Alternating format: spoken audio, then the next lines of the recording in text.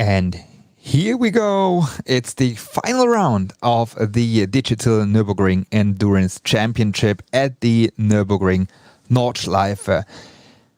Unfortunately, all championships are decided, but in the end, it's the final round of 3 hours here at the LEGO Technic 3-hour race, and we are very much looking forward to a full grid of SP9, SP10, Cup 2 and SP3T, and also conditions in already running qualifying are very much perfect.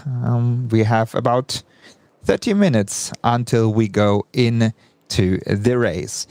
So that's the view to onto the Grand Prix circuit, and as we have at the moment the qualifying running of the different classes, we will have a look to the conditions. It's about the same, a little less temperature on the track than we had last time. It's 80 degrees centigrade outside, 22 in on the track, and mostly cloudy. Last time we had sunshine all over, and that's why temperatures are a little lower this time. As I said, it's the LEGO Technic 3-hour race, and also they have a team, and the two drivers with Mac Beckham and Dane Warren.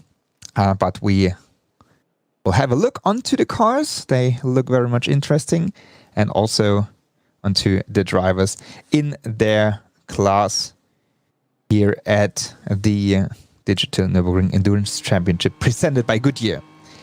Before we head into this final round, we will have a look into the last round as well, because it was very much exciting. It was the championship decider, the fourth round of the championship, and that's the champions. Laurin Heinrich and Rainer Talver from BS Competition, they are secure, or they have secured the championship in the last race. And so this time it's all up to the final victory of the championship, or here in the race. And they are going into qualifying now. So that's their first lap in qualifying, as the qualifying just has started. And what we have is, as I said, a fully packed field of 52 cars.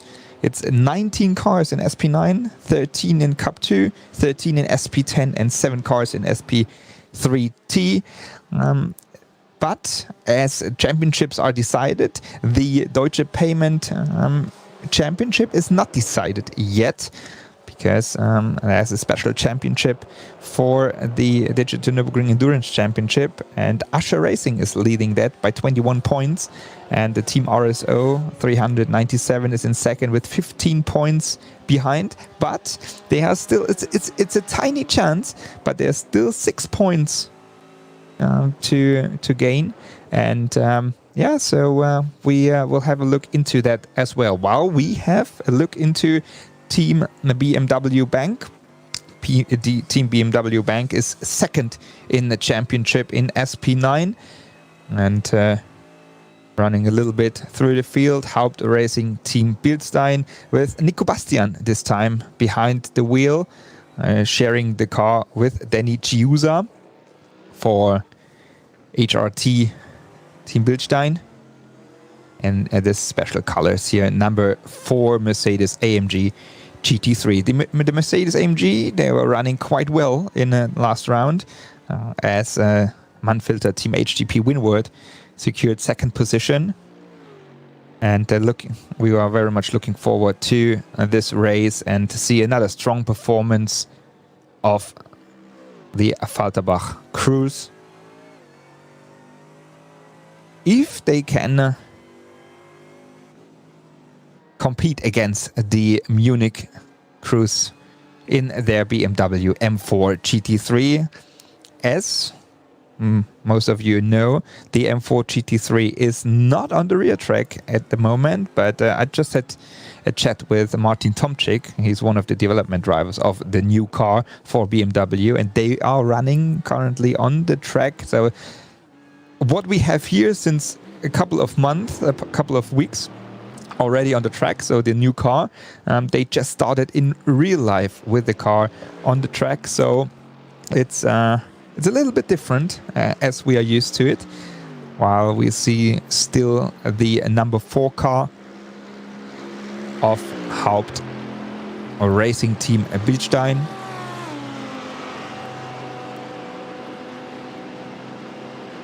And at the moment, it's Dennis User himself. It's team manager and driver behind the steering wheel through so-called Mutkurve, going into area called Steilstrecke here. Goes up the hill. Last time he had quite a nice fight while lapping different cars and also defending in the SP9 class, exactly at this area. And now going to the highest point of the track, Hohe Acht, so called.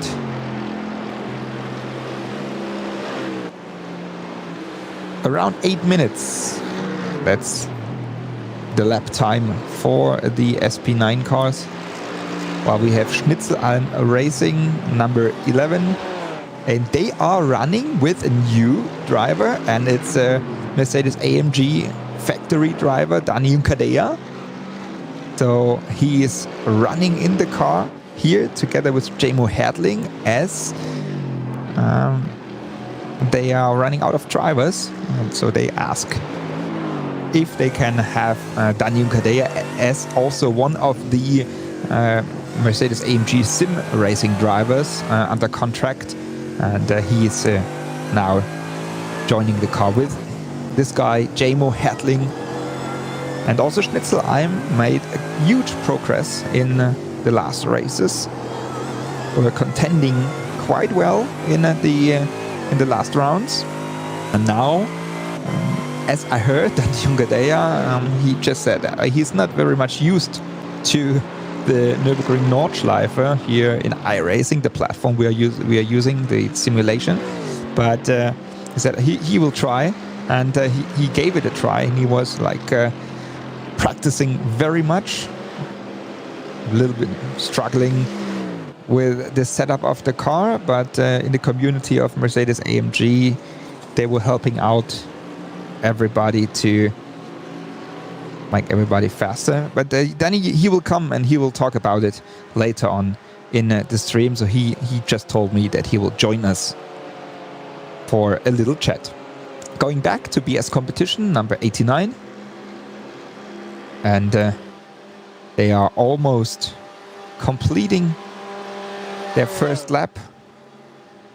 And then we will have the first lap time of Laurin Heinrich, who's behind the wheel.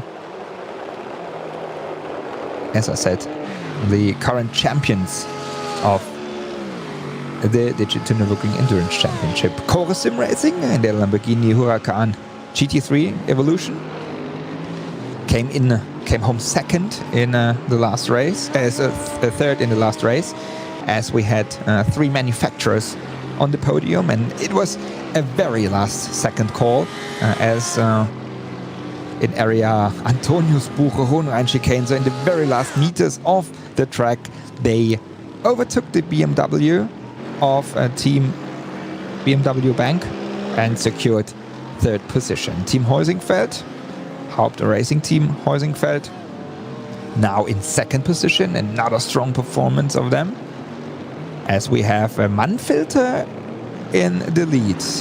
Second, it's Haupt Racing, the Heusingfeld car we see here. In third, it's Laurin Heinrich. Fourth is BMW Team GP. MAHLE Racing Team also at Döttinger Höhe. A couple of meters to go. And then we see where they can end up. Always also good for a front position at the moment, or this time. They are running.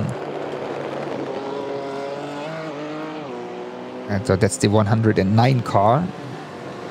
They run with Sebastian Hawkins and Bart Horston. New to the series here in SP9. And come in no position. Most probably they had an off track, as the simulation is then cancelling their lap time by itself.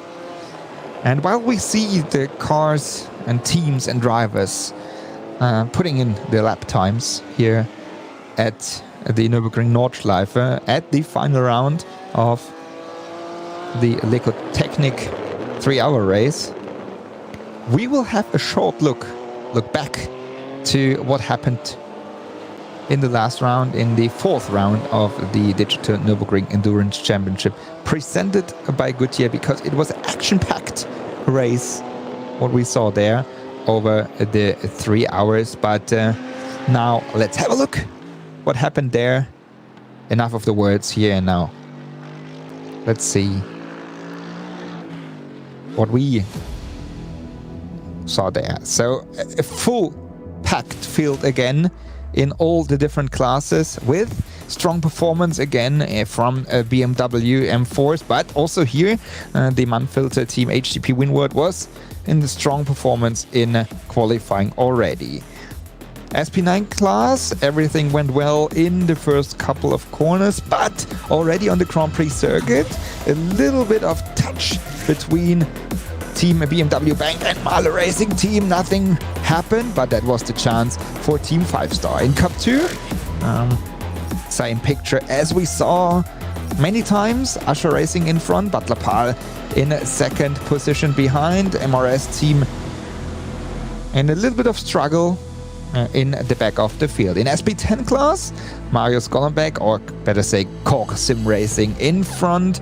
And again, close fights, a little bit of problems for BS Competition in the beginning of the race, and they were struggling during the 3-hour race. In SP3T, another action-packed race here, and then after half an hour already, a little bit of touch between cars in SP9, a little decider, and also penalties. And here we see Golombek going for the lead in the SP10 class, and that's the situation I just mentioned of Danny Giusa with a massive oversteering carousel, also a touch, so a little crash there while lapping the cars. That's the picture we see always at the Nürburgring Nordschleife. In front, BS Competition, Rainer Talver and Laurin Heinrich, they were leading from lights to flag.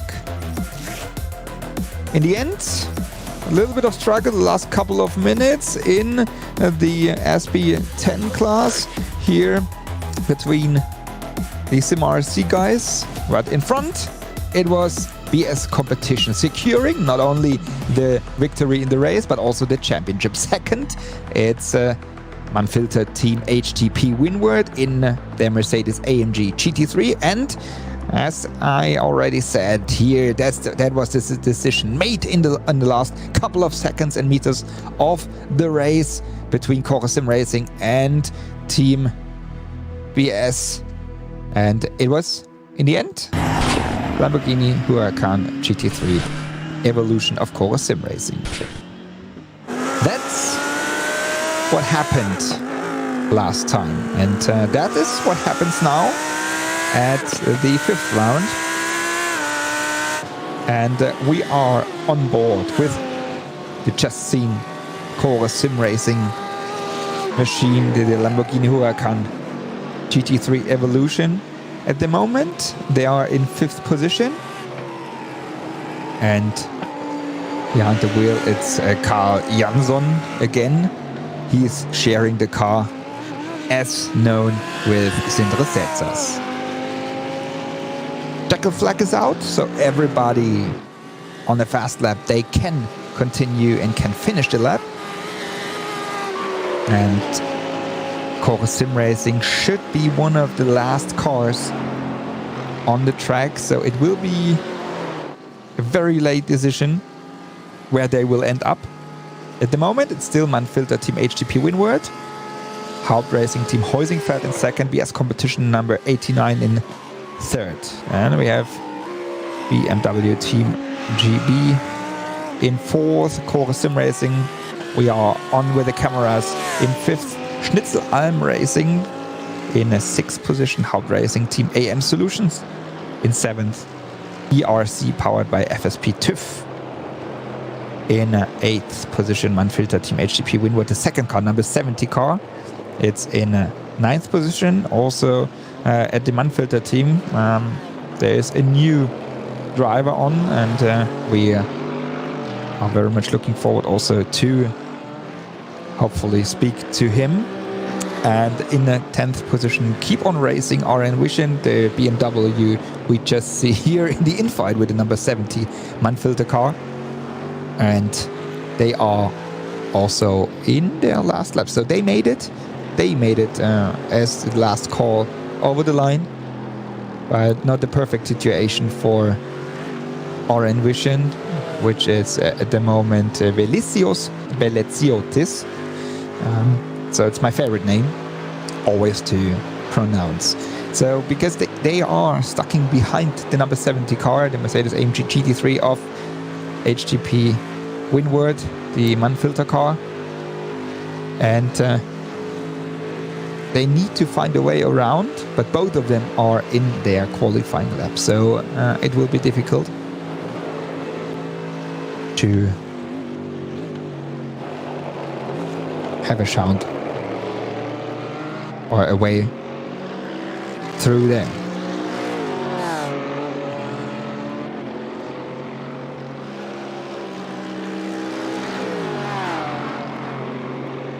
In the second Mannfilter car, number 48 car, which is in first position, Philip Ellis cannot participate this time because he's at the in the US in Sonoma for another IMSA race or PLE World Challenge race, and therefore we have Timo Suuninen in the car to replace him. And for those who don't know who is Timo Suuninen, he is one of the drivers for M Sport in the World Rally Championship. So he just did the Arctic Rally and going into the simulator for doing some simulation stuff. He is into it, so it's not new to him. But I mean, it's good to have another name here in the SP9 field. But that's the number 7 car, Team BMW Bank, not having a lap time yet. So they are sitting in overall 48th position. And now let's see if they can do a lap time. Bruno Spengler, he will join us as well later on. Is in the car together with Kai Kaschube. And at the moment it's Kaschube himself. And he crossed the line in 5th position. 7 minutes 50 seconds, 0.1 is the lap time for him. So 5th position for them. Haupt Racing Team Bilstein. Danny Giusa still in the car. He is also not having a lap time in the first lap, so he really has to be careful not having enough track to get the lap cancelled.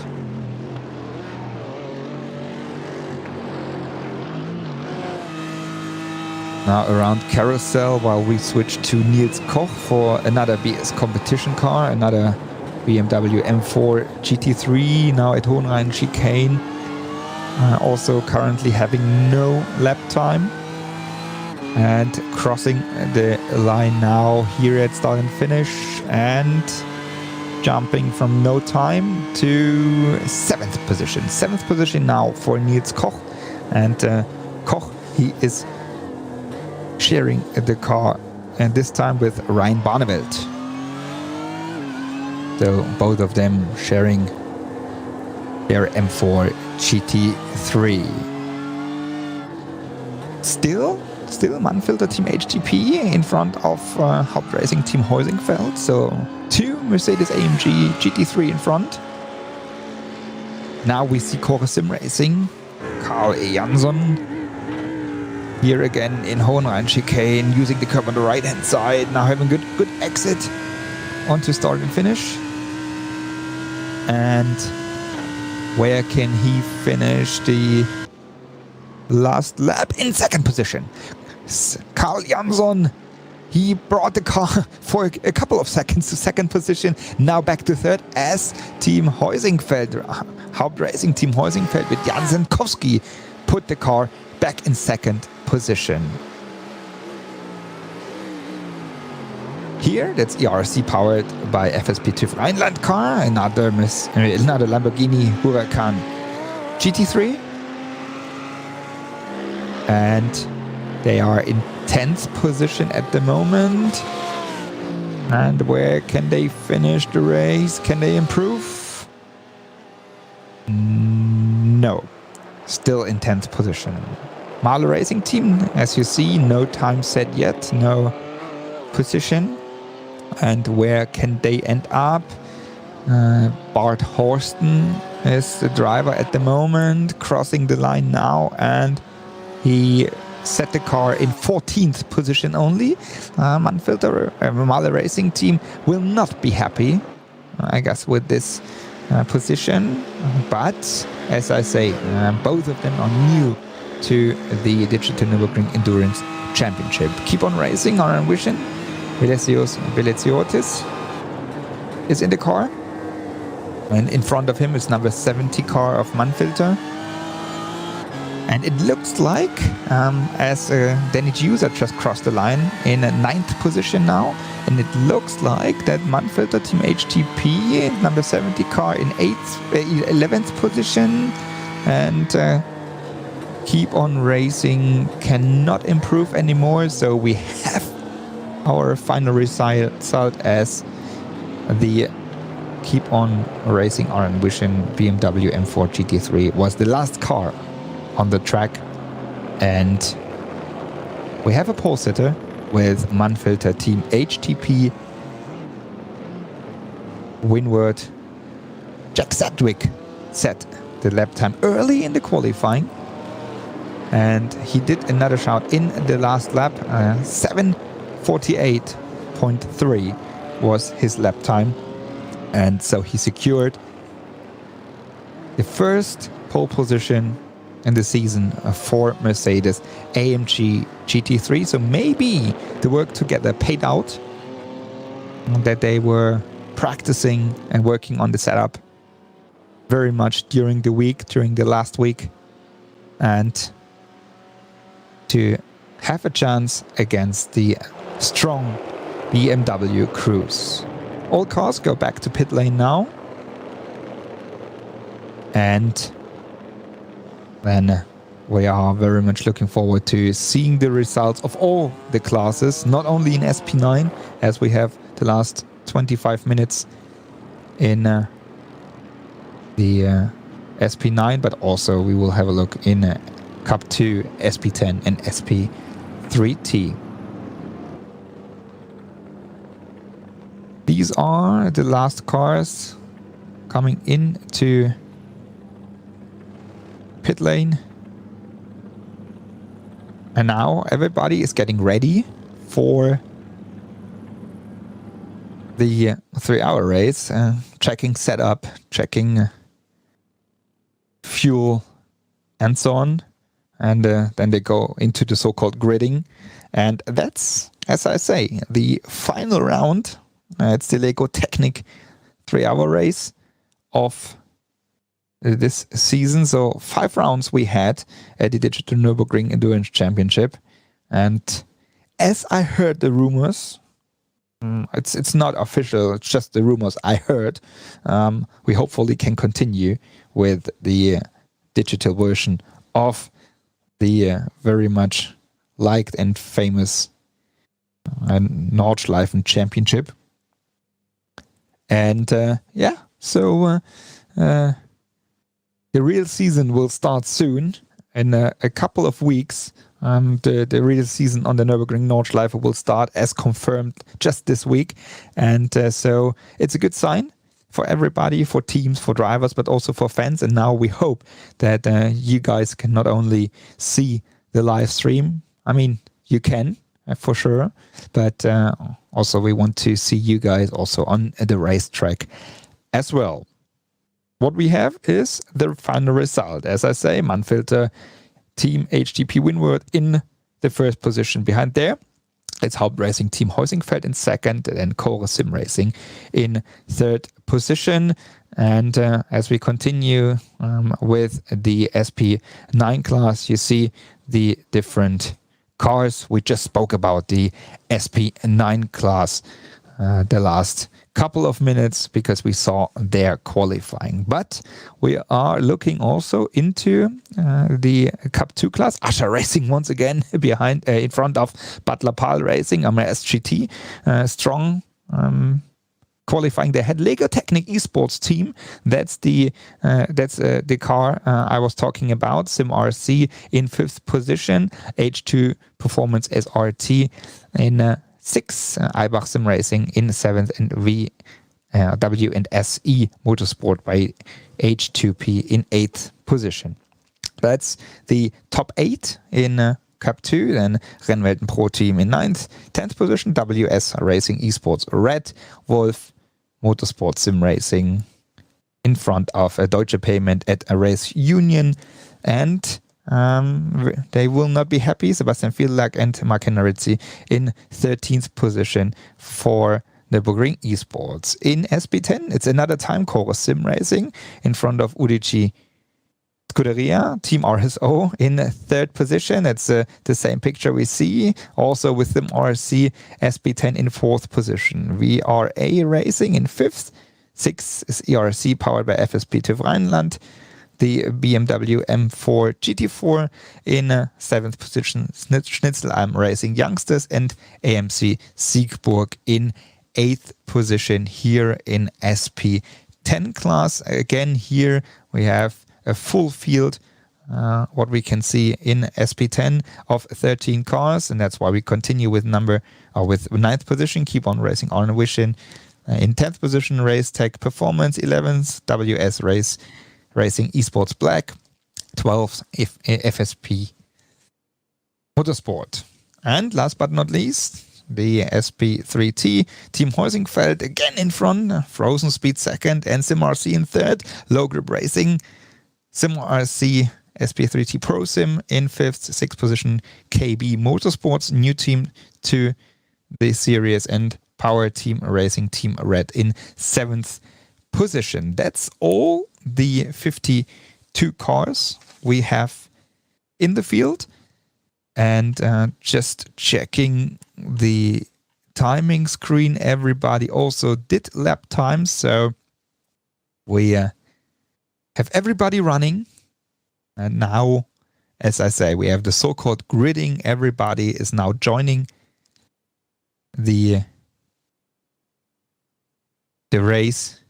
And after they set up all the adjustments in terms of fuel, in terms of setup, and so on.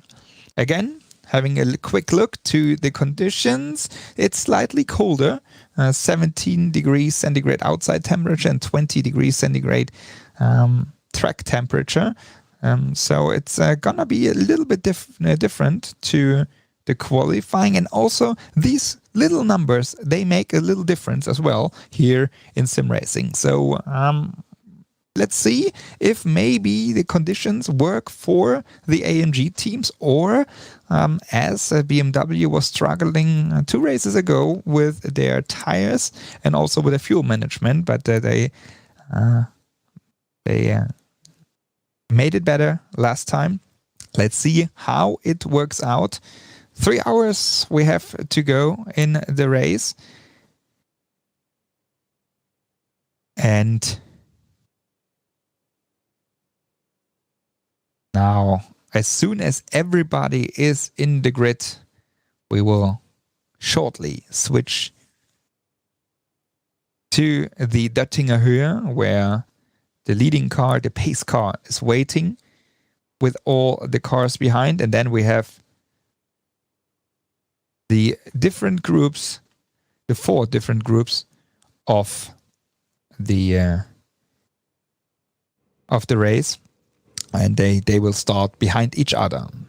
That's the grid, and that's the pace car, and the pace car will start in a couple of seconds with SP9.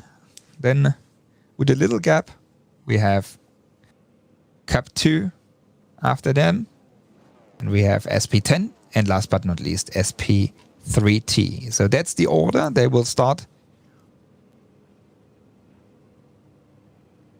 And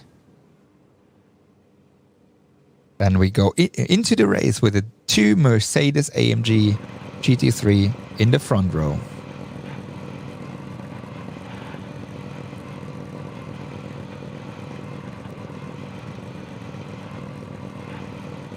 That's the front row. That's the first 2 positions. On the left-hand side, from our view, that's the pole sitter. That's Jack Sedgwick. And next to him, it's Jan Zendkowski in his Hauptracing Team Heusingfeld AMG. Now, here we go. That's the formation lap, starting at the Döttinger Höhe, because there's no need to do a full lap in sim racing.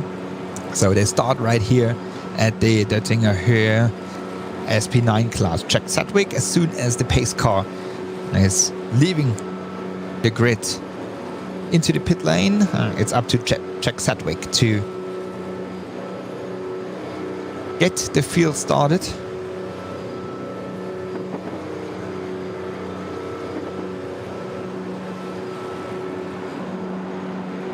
Everybody is close together. So we have a Lamborghini. We see Carl Jansson in the gap between the 2 AMGs. Then we have Laurin Heinrich in his M4 GT3.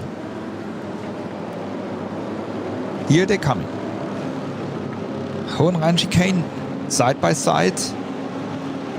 And now the pace car is going into pit lane now, and now it's up to Jack Sedgwick to have a clean start, and he's accelerating, and that's the start of the final race of the Nürburgring Digital Endurance Championship here. A good start from Jack Sedgwick, and Jan Zendkowski has to decide on the inside. On the outside, that's Laurin Heinrich.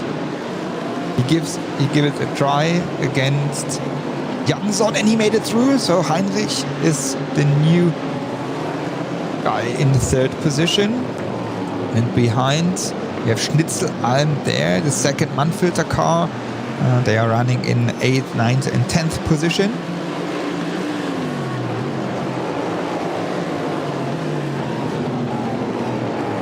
And let's keep on racing. Little bit of contact there between the cars. Hauptracing Team A and Solution in between, and then we have a crash. There was a crash of the ERC Lamborghini. We just saw it in the background of the fight in front there, but the car came back on track. So a lot of action going on here already on the Grand Prix circuit. That's the Cup 2 class. Usher Racing on the left-hand side. And it's Martin Usher himself in the black and red Porsche 911 Cup car. Next to him, it's Butler Pahl. It's Keanu Buschmann. Not a good start from Buschmann, because the MRS car on the outside and also the Lego Technic car is having a try on him. Matt Backum is sitting in the Lego Technic car there. So, but Buschmann could defend his second position. Backum now in third as the MRS car Deutsche Payment went back into fourth position. Also here, a couple of action already, or a lot of action in the first couple of corners. While we see the MRS GT at Deutsche Payment car. Marvin Otterbach is the driver, so also very well-known drivers in here with Otterbach, Backum, Buschmann, Ascher. They are fighting here for their Cup 2 race, as it's a little bit different than in the real world. You can not only gain on the Grand Prix circuit, but it's a lot more easy to gain positions there. It's SP10 class, and in SP10 it's Coro Sim Racing in the orange and white car. Marius Golombek here in his Porsche Cayman GT4. Now he's leading the pack on the outside. The two BMWs of Sim RC and Team RSO, they are already behind Golombek, and now on the inside it's Team RSO next to Golombek. Can he make it on the outside? No, Golombek can defend. But what a start of the two BMWs as Undici Scuderia, the yellow and grey Porsche Cayman, went back from second position into fifth only now.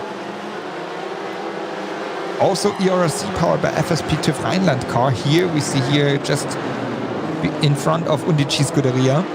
A good start, gaining 2 positions, now running in fourth.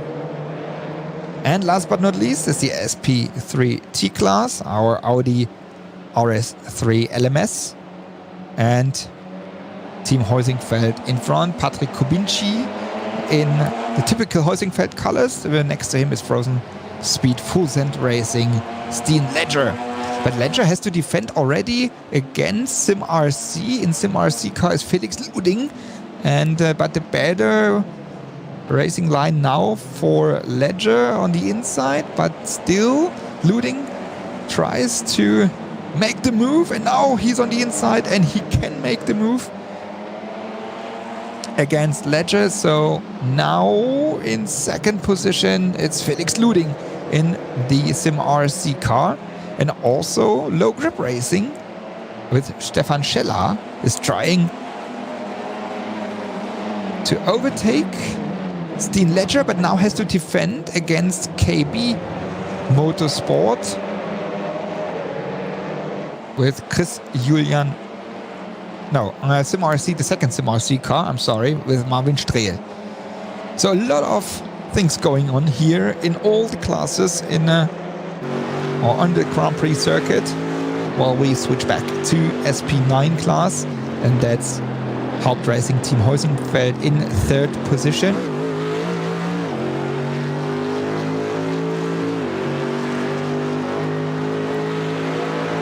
And we are at Hauptracing Team Heusingfeld should be in second position, I guess. Let's see, because on my timing screen, ERC powered by FSB is in first position, but we will get a replay, as I heard from production side, of the crash of the exactly that car. ERC there, that's the blue and yellow car going to the outside, and then they touch each other with the Butler Pal BMW. They just had contact, and then the Lamborghini went into the barrier quite heavily.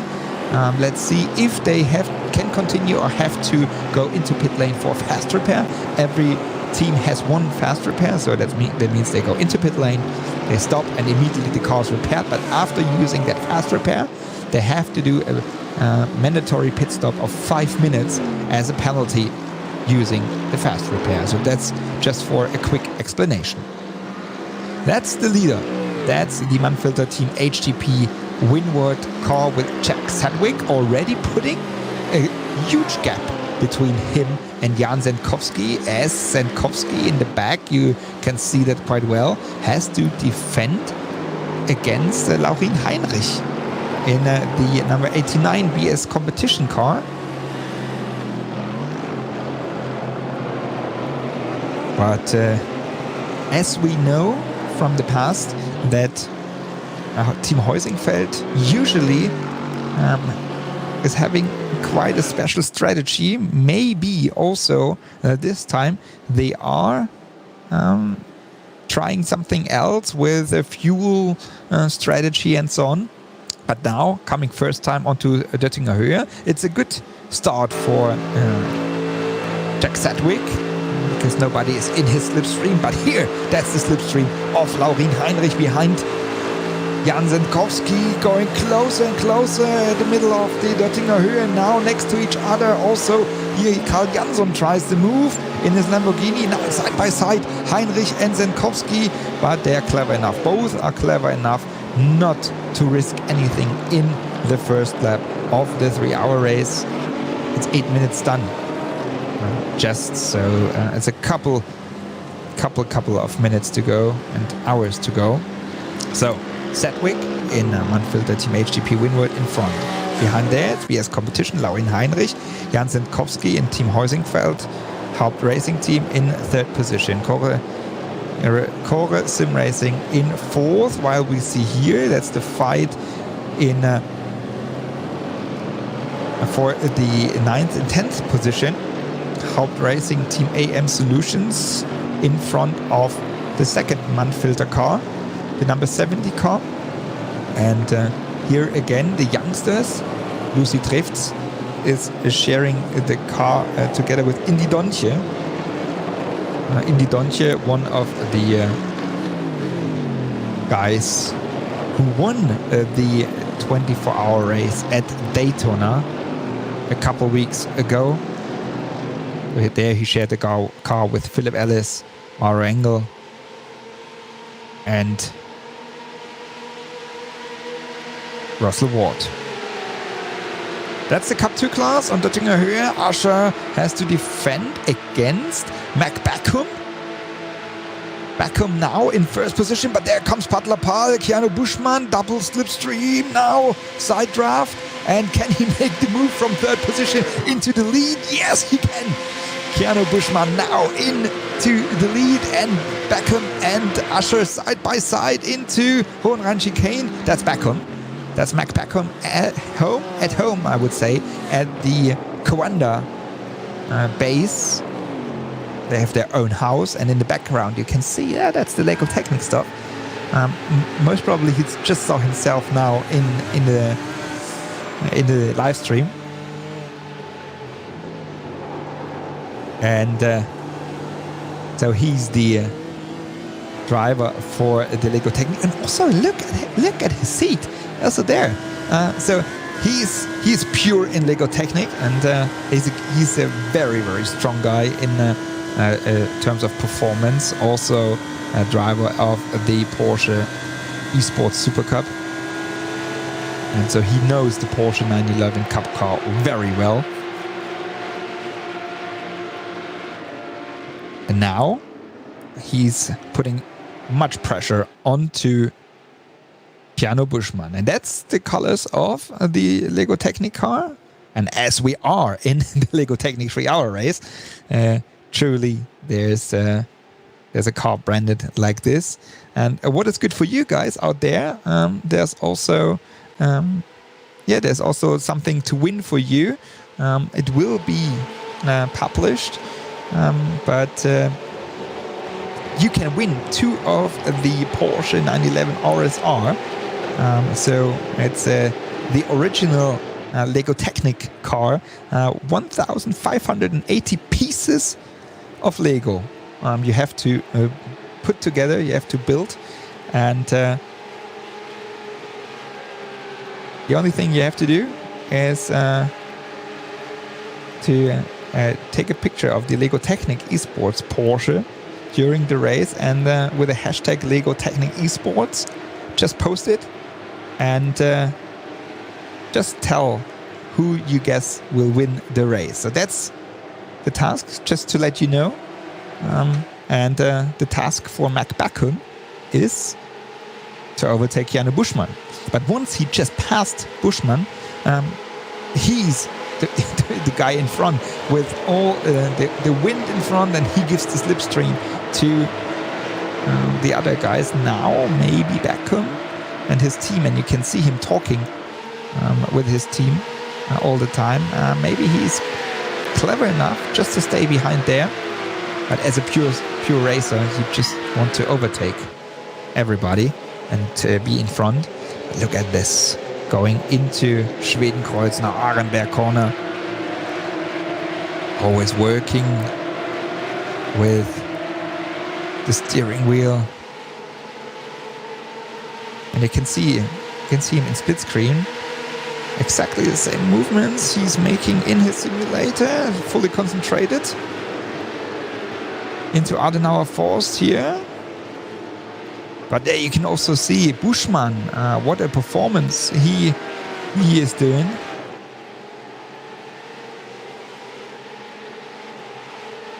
Always checking the screens. So Backham is always checking there how is the gaps, where are the other cars, and also his teammates are spotting, so having them on a second screen and watching the other cars just to let him know where he has to be careful.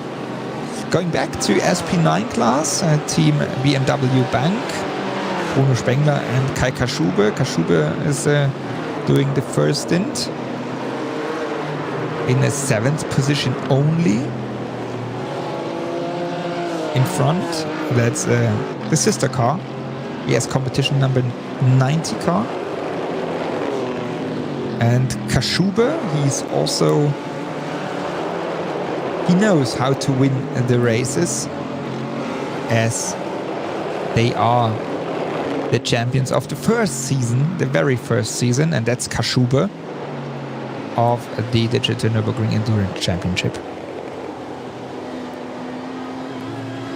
On board with Kaschube and on board back at home with him fully concentrated again. And there you can see the difference also in terms of how they drive and how relaxed they are. I just mentioned that last time. Kaschube is one of the very much focused and concentrated drivers, and as long as I know, he's also in charge of all the settings and setups in a BS competition, or he's one of the main guys for that.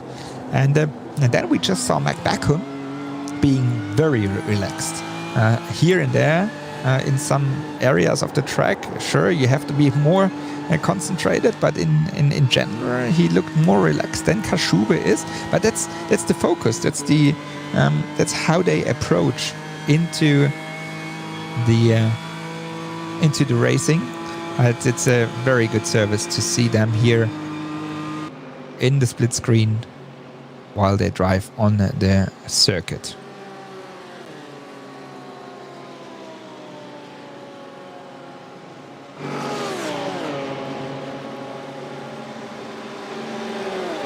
We are 15 minutes in the race, so second lap finished now. Almost everybody is now almost finishing the second lap, while Kaschube is right behind Koch. They know each other quite well, but right behind there it's Schnitzelarm Racing, and then Juncadella. As I said, Juncadella is now making a move onto Kaschube. A very late call for him. Not only for the cockpit, but also here for turn number 1. And he made the move. Now in 7th position. It's Juncadella, but Kaschube is trying to conquer him again. But Juncadella, he is clever enough to leave him behind. So new 7th position is Dani Juncadella for Schnitzelalm, sharing the car with Jamo Hertling. As I said, Dani Juncadella, we see his green car here in front of Kashuba. He is one of the Mercedes-AMG factory drivers, but also one of the, besides Daniel Morat, AMG sim racing factory drivers, and also Adam Christodoulou. We will see him for 2 cars in the race as well. Also, he is under contract for sim racing, so that part is growing much more. The start of this kind of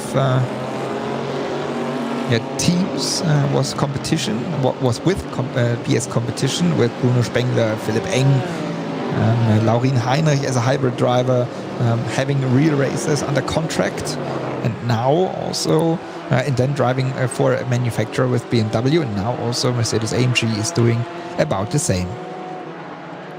Here, that's SP10 class. That's the leading pack. Golombek in front for Coro Sim Racing. Behind there is Team RSO and Sim RC in 3rd position. In names, it's Golombek, Carstensen and Weibel. Also well-known names going here to Brünchen, following them with the helicopter. Now into Ice Corner, and they are still close together. Also Undici Scuderia. So Undici Scuderia is Weibel, sorry. Tom Valentini is in this car, for sure. Also Undici Scuderia with Weibel is not that far away.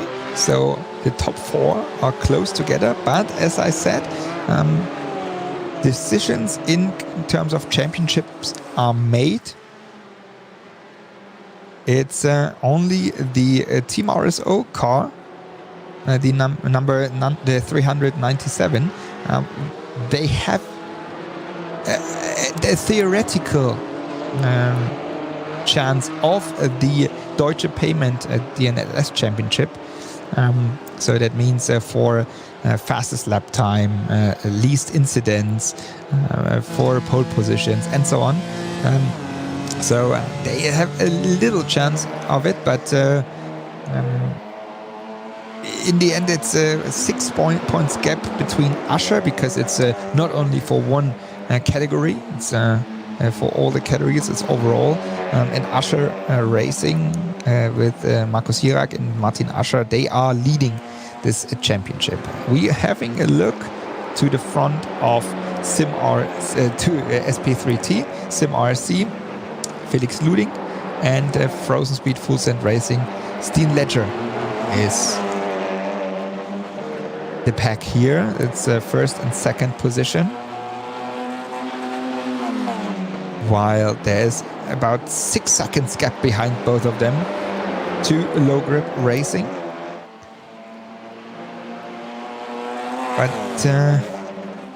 anything must have happened to Team Heusingfeld, as they are only running in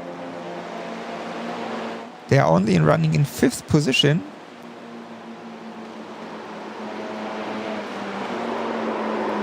So maybe there was contact or something, because lapping is not the topic at the moment. It takes about 3-4 laps, and that SP9 class is catching the SP3T. But maybe something happened with Patrick Kubinci, as he was leading, and now he is not leading anymore.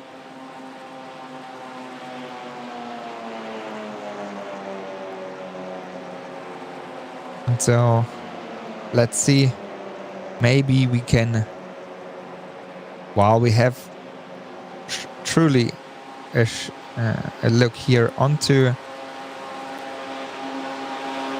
the fight for the top position in SP3T. And I can tell you that, yes, Patrick Kubinci had a crash. I can tell you that. I just checked. And also, so I just got the confirmation from production that we have the replay of the Kubinci crash. And so that's why Kubinci, and here we can see it, it's Schwedenkreuz in the fight with Luding, and then braking for Arenberg. And it was Kubinci himself oversteering and then spinning, and a little bit of... he crashed slightly into the barrier, but he lost so many positions and had to reverse once again. And as we know, it's so close together at the SP3T class that you almost have no chance to gain that back.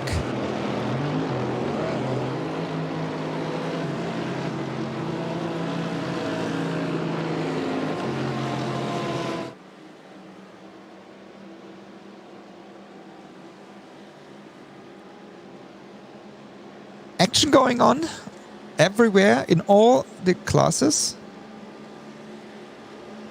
And still Jack Sedgwick in front in the Manfilter Team HTP Winward car in first position. Behind there it's Heinrich, then it's Jan Zendkowski, BS Competition and Hauptracing Team Heusingfeld. We see the fight in here. And then we have in third position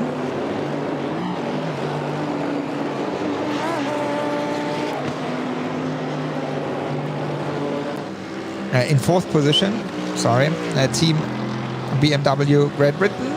Behind there it's Koche Sim Racing. The first car goes into pit lane.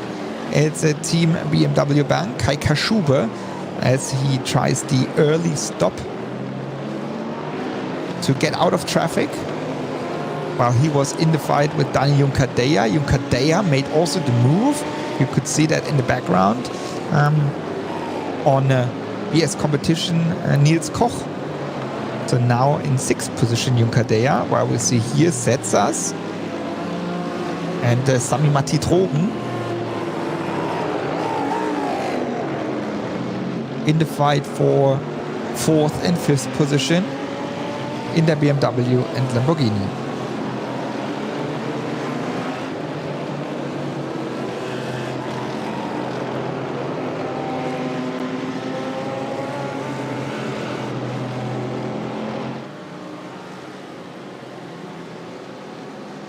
Almost half an hour in the race, and it couldn't be more exciting because everybody wants to show once again their performance in the last race of the season and before we head into the real season, and then again into the virtual season here with the Digital Nürburgring Endurance Championship.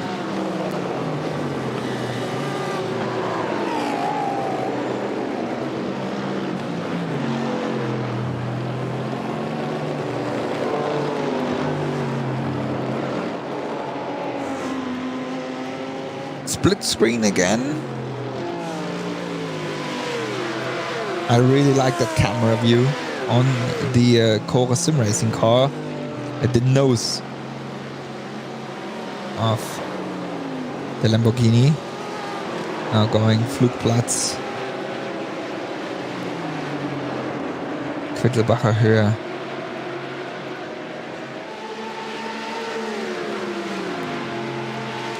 Into direction Schwedenkreuz here.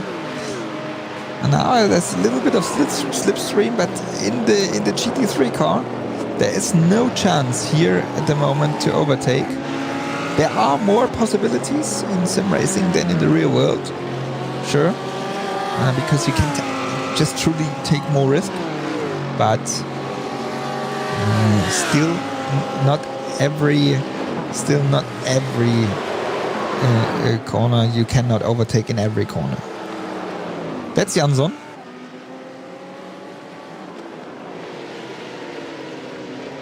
And he can be a little more relaxed than Sami-Matti Trogen, because he is following Trogen, and so there's nobody behind Jansson. He just can wait for maybe a mistake made by Sami-Matti Trogen, but to be honest, I think he can wait for a long time there, because Trogen is one of the very experienced drivers.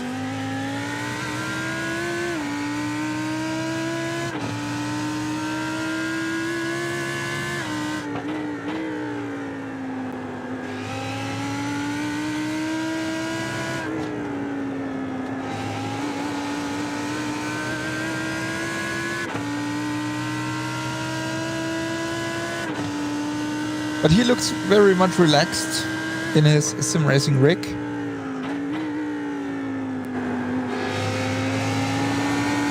And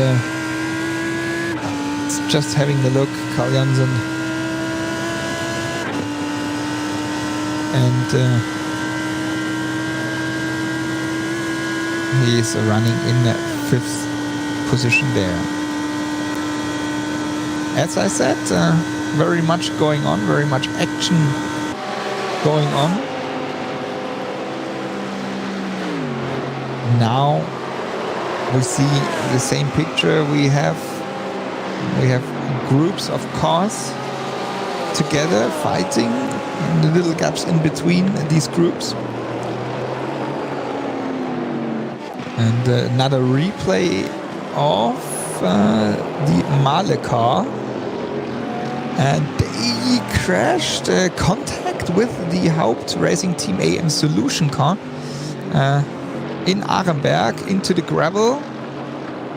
And then not so easy to get out for the MAHLE car. So that was in the early stages of the race. Going back to the lead, Jack Sedgwick still in front by 3.5 seconds in front of these two guys, Laurin Heinrich and Jan Zenkowski, in 2nd and 3rd.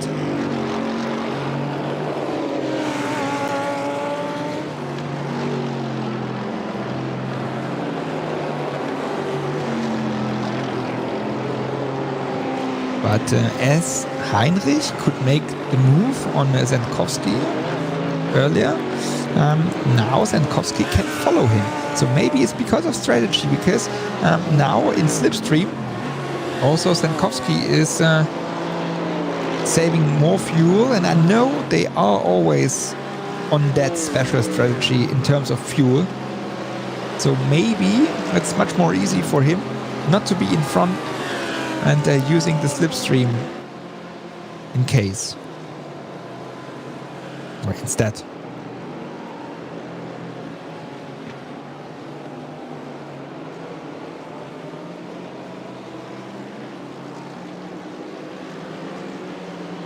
"30 minutes in the race. In about 20 minutes, 20 to 30 minutes, we wait for the first pit stops. 2 mandatory pit stops have to be done. So even when you are alone in the car, you have to do 2 pit stops. Even though for fueling and also because it's in the rules. And now back on the Döttinger Höhe. Again, slipstream. But no chance for Jan Zenkowski, or maybe he doesn't want to have the chance. Here, Jansson still behind Sami-Matti Trogen.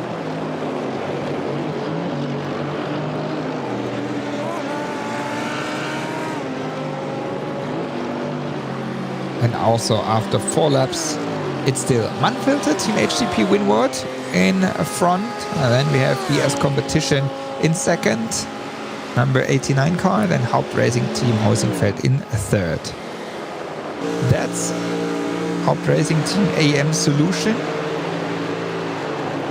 In 10th position behind, it's a Team BMW Bank, but they were in pit lane already.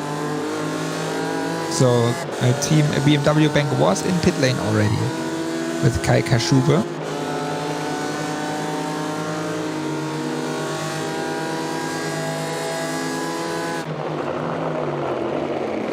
Just show himself in the back mirror of Adam Christodoulou.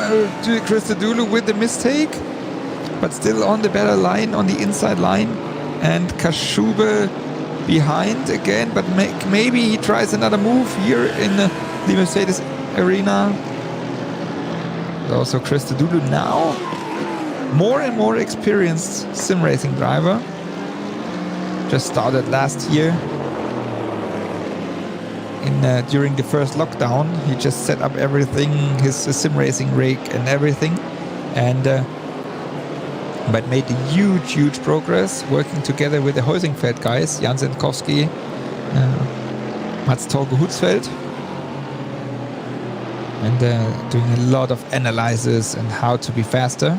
But in the end, it works out. Kaschube, he can defend his 9th position against Kai Kaschube, and Kaschube is one of the very much experienced, pro sim racing drivers.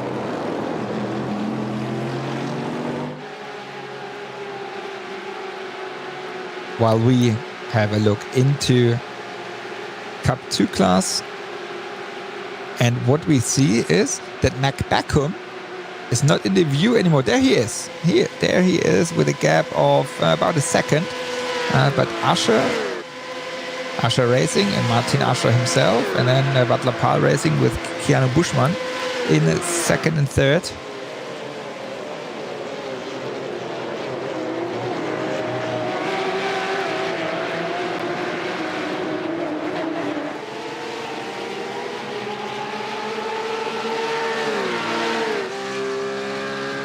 So that's the picture we just see.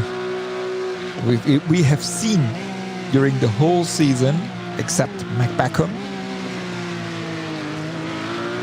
But Asher, Butler Pahl, Tim RC, H2 Performance were always right in front there.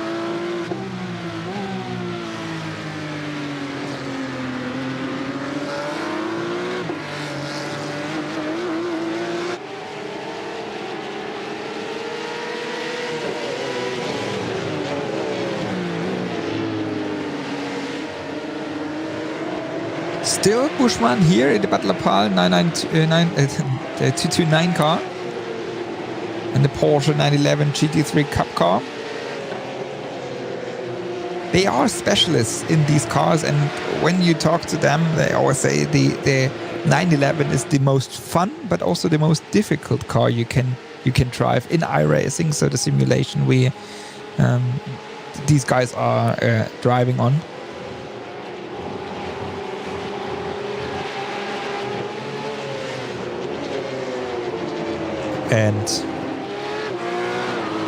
But you can also always see when we are on board how they work and how hard it is. Also here, while it's a virtual race for them, preparation is everything, and also for him. And him is Marius Golombek in second position in SP10 right at the moment for Core Sim Racing, sharing the car with Pascal Stix.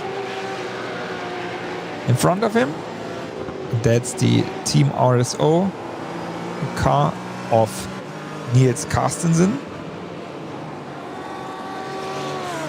And Marius Golombek, he is not only driving in the Digital Nürburgring Endurance Championship, he's also driving for Porsche in the Formula E Accelerate, so the official Formula E Championship, Sim Racing Championship. now back on Döttinger Höhe, talking to his team.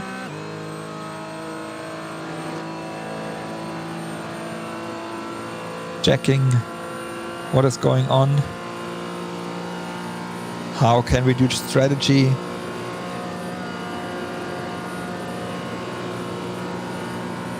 And now you can see he's in slipstream, but he cannot go closer to Carstensen.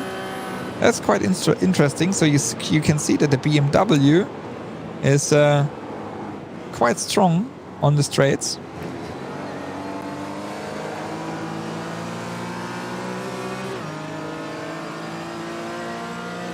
And then they cross the line. Golombek is smiling. I would like to know what the team was telling him. But it looks like he's also taking no risk, waiting. If there is a gap, maybe he will go for it, but he's not putting pressure on it. Now on the inside. But just moving back behind Carstensen. And still in second position in SP10 class.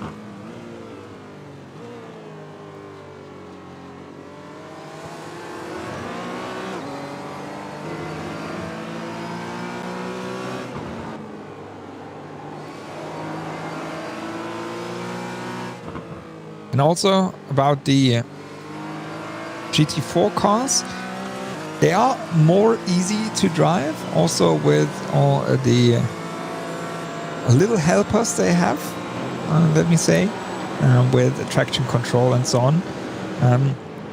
But even though when you are on the Nordschleife, no car is really easy to drive.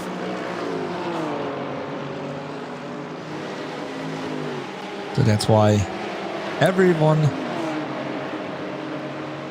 is really much fighting here themselves, challenging themselves on the Nürburgring Nordschleife.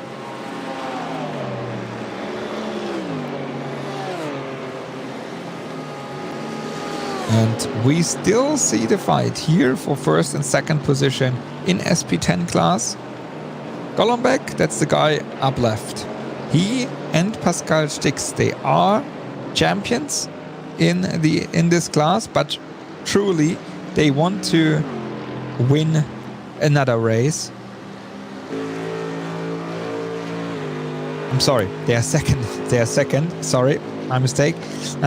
Team RSO, the guys they are leading, they are the champions, and the Custom Racing they are second. But I want to say they want to have another win to just prove that they are also able to win the championship. So Team RSO is the champions, while Golombek is just showing himself in the back mirrors of Niels Carstensen and his BMW M4 GT4.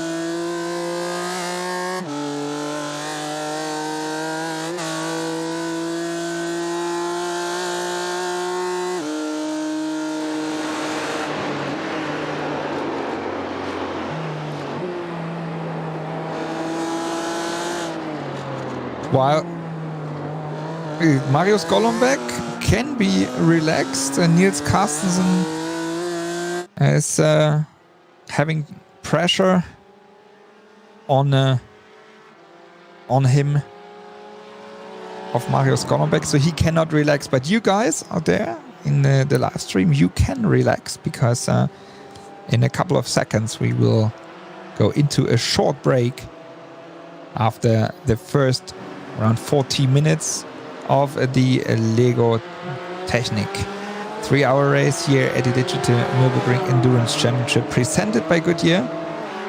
And soon and very quickly we will be back with the action here at the Nürburgring Nordschleife, so stay tuned. Just don't go too far away from your screens, and that you do not miss any action once we are back here at the Nürburgring.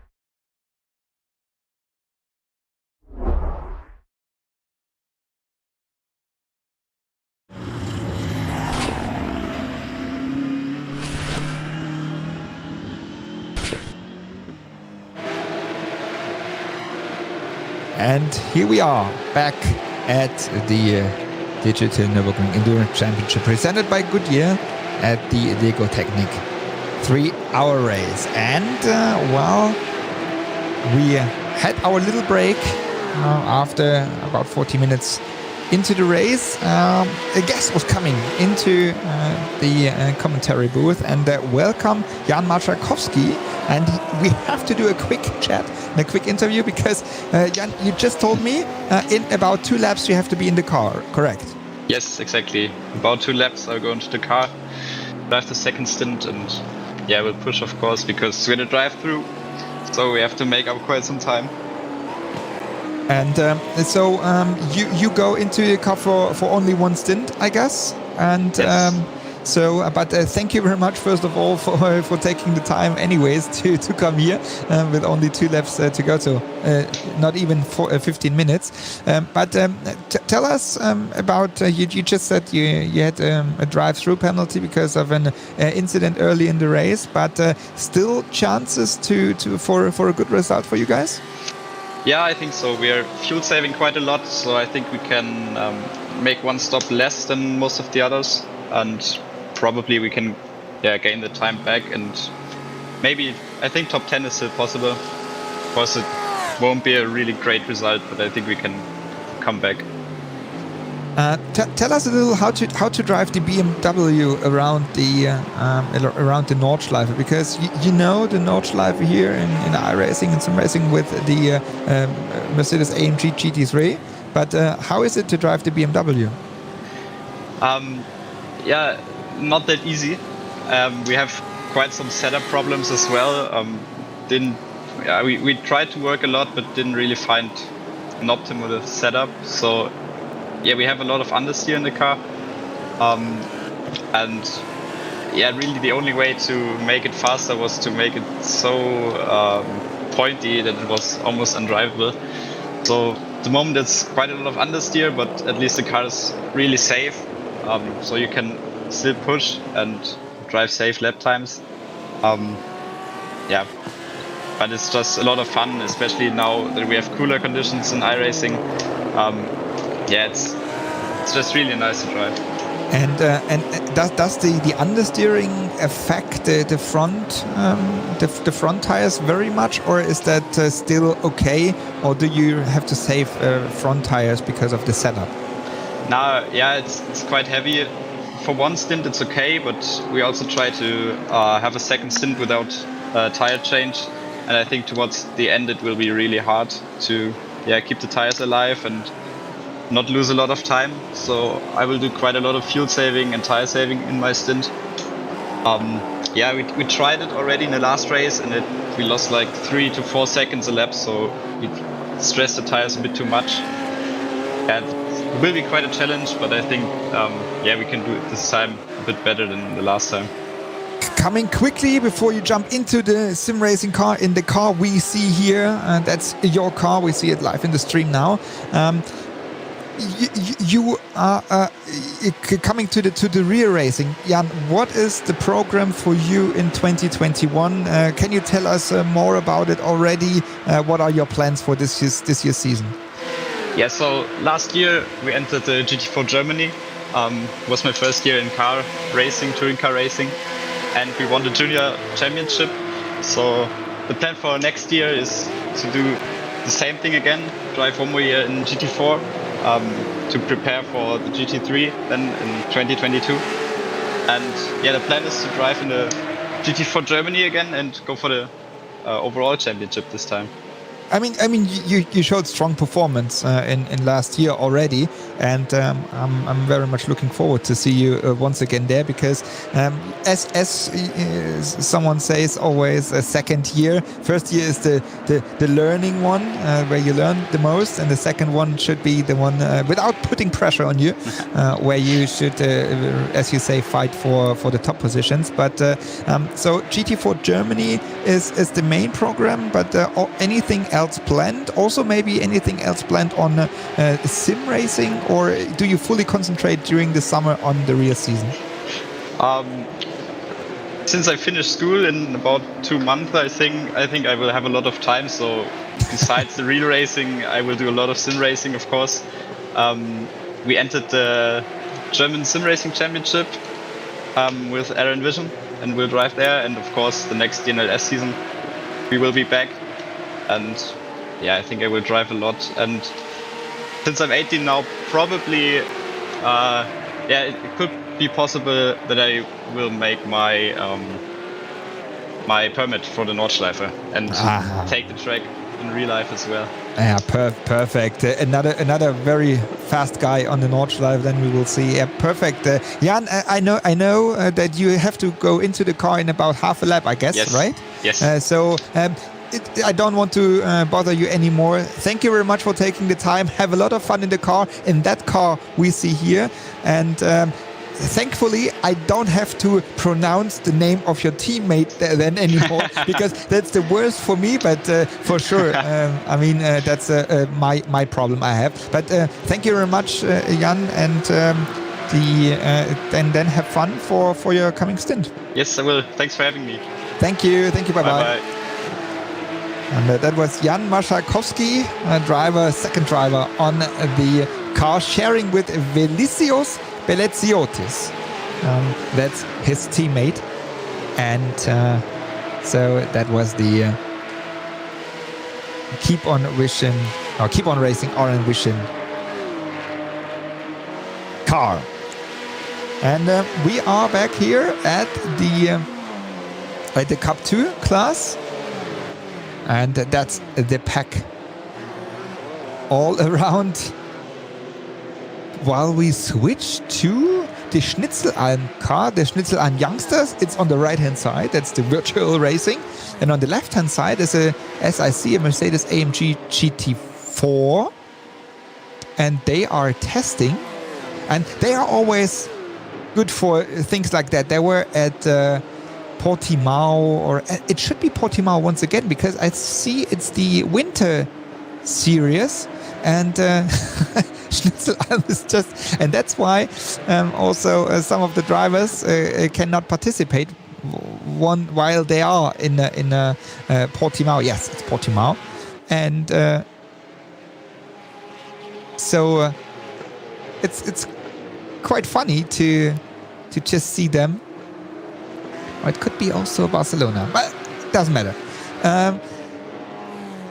It's always funny to see them having us here with them on it's Barcelona, and having them here with us on the screens while driving at the virtual circuit, and having us also on the real circuit as well.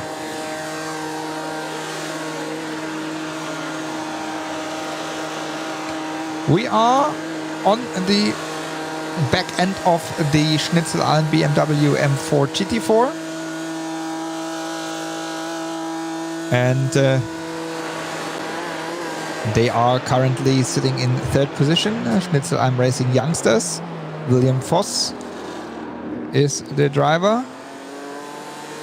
And here they are. And that's the virtual car and the real car. So... and even no, they're not. No. The starting number is not the one they have. 311 they have here. But it's fun to see them here with their M4 GT4, the real cars, and. That's one of the drivers, as you may see, as you may have noticed, that they are, as I say, they are at the circuit at Barcelona, where Marcel Marcevic was that, and he is driving in the real car and cannot participate, and that's why Dani Juncadella is in the GT3 car.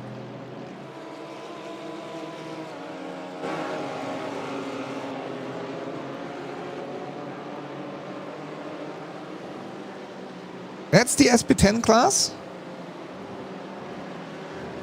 And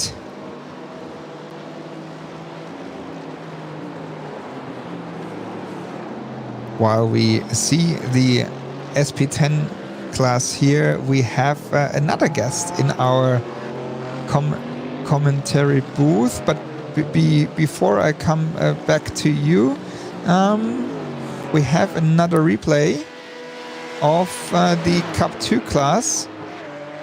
And Adenauer forced onto the curb. And then onto the grass, into the barrier, number 249, which is Chris Höcke and Samir Abrahimi. And they are for Rennwelten Pro Team in the race. But as I said, we have another guest in the studio, in our commentary booth, and welcome Chris Behm. And Chris is sharing the car together with Dean Kring, and both starting for KB Motorsport. They are currently in fifth position in SP3T. But Chris, tell us, why did you decide, I know it since a week or something, but why did you decide to go into the NLS and have a try at this series? And welcome, first of all. Hi. Yeah, thank you, Jan.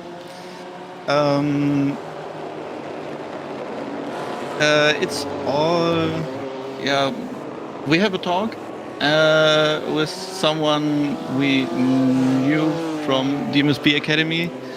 So he asked, what you do on Saturday? I guess it was Wednesday evening. Yeah, we want to try out the Community Cup over the summer season. Yeah, we thought, hey, let's try it. It's a good practice. At least we started iRacing a week ago.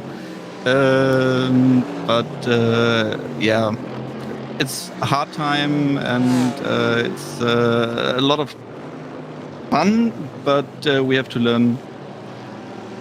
But I mean, still, as you say, you started with iRacing just a couple of days ago to really start competitive. You are in fifth position in your class within that very special field, because I mean, SP3T is a little and tiny field, but all specialists. I mean, all the cars running there, it's always between 6, 7 and 8 cars, but all they are specialists. And I know from them, they told me that the car is not easy to drive in terms of you really have to take care of slipstream, fuel saving, tire saving, and so on. And you just come here and be fifth in the race. I mean, that's not too bad. Do you feel the same with the car, that it's not so easy to drive? Yeah, you know more than me. On my screen, we are 6 in our class, but it's a tricky to drive car. I especially like rear-driven cars more than front-driven cars. Yeah, it's special to drive, at least for the start. But I think we managed so far so good. We improved by 10 seconds over the last days for ourselves in training, but to be competitive in this field, as you say, is very, very hard. So we need to learn a lot, but it's a pleasure for us to be here, to get the chance of trying out iRacing at least, but more special DNLS. And hopefully in 2 hours we can say, yeah, it was a good try, but we will see. we just see your car and Dean driving right at the moment. Yes. And you already had your first pit stop. Dean stood in the car, so you guys do double stints, I guess. So Dean will do a middle stint as well, and then you do the finish. It was an early stop because we got an accident in Hohenrhein chicane with car number 21, I guess, fighting for position.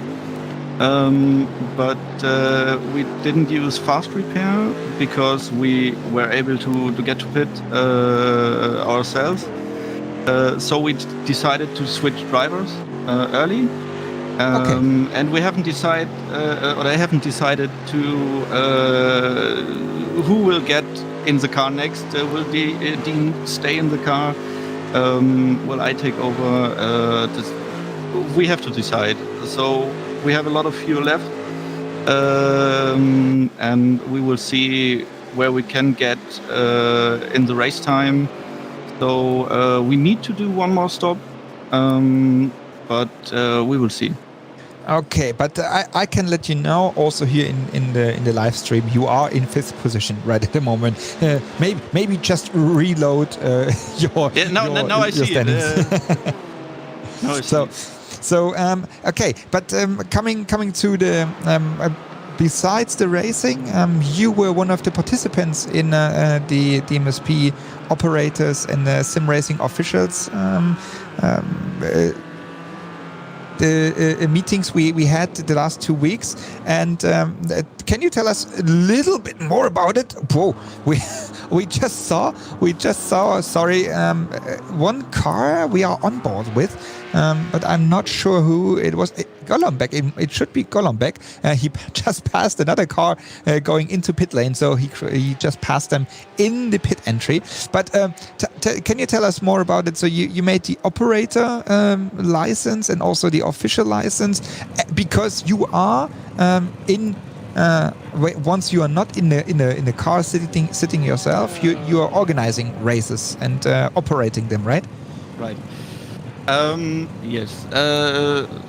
Where do I begin? I believe last year. So last year the ADAC came to me and organized a series for his regional clubs, and so I was participant in there and started to come and chat with the officials and organizers, and we decided, or they decided better to get me on board, as well as Dean later the year, and so from there on we organized races in the ADC for German regional clubs and their drivers. We finished our season in January, and so they offered me to do the next step, and the DMSB started to form a group of officials and operators licensed to organize races as a DNLS and judge them. So it was a pleasure for me to be at the DMSB with you, obvious. So we take part on a 3-day course for each license, and had a judgment after the course, and I succeeded both of them, Dean as well. So it's for us, it's a start of a new era, I guess, because we are now official DMSB licensed, and I hope we can do some races on the opposite side, so not as a driver, so as an official or operator in the future. But we will see. we're still learning. As a driver as well, so is official. But you just told me, or you just told us that you are new to iRacing. In what other simulations do you organize your races? And being an operator, there was a quick off of the MRS GT racing car in the Cup 2 class in a Belov S. So that was a very close call to keep the car on track. But what simulations you are mainly used to? I started several years ago as a child. I believe it's what GTR or Race 07, I believe, but only offline. So I somehow don't feel well on the online scene since the last 2 years. It's personal problem I have, I guess, with challenges. But 2 years ago, I started with Race Room in the ADAC challenge, and we quickly advanced to Assetto Corsa Competizione. And that's my main field, I guess. I'm driving it quite often under the week and weekends. And we have at KB Motorsports, we are organizing 2 series over the year from ourselves. Organizing the ADAC series, upcoming series in April, I guess it will start. In Assetto Corsa Competizione, and next week on Saturday we have an 8-hour Spa race from the ADAC in Assetto Corsa Competizione for the ADAC people as well as free people. I call it like that, and non-licensed people. I don't know to do it well. So I think my personal operating field is Assetto Corsa Competizione. Okay, I just have to come quickly back to pictures. We just saw a replay of Usher Racing and also of Butler Pahl.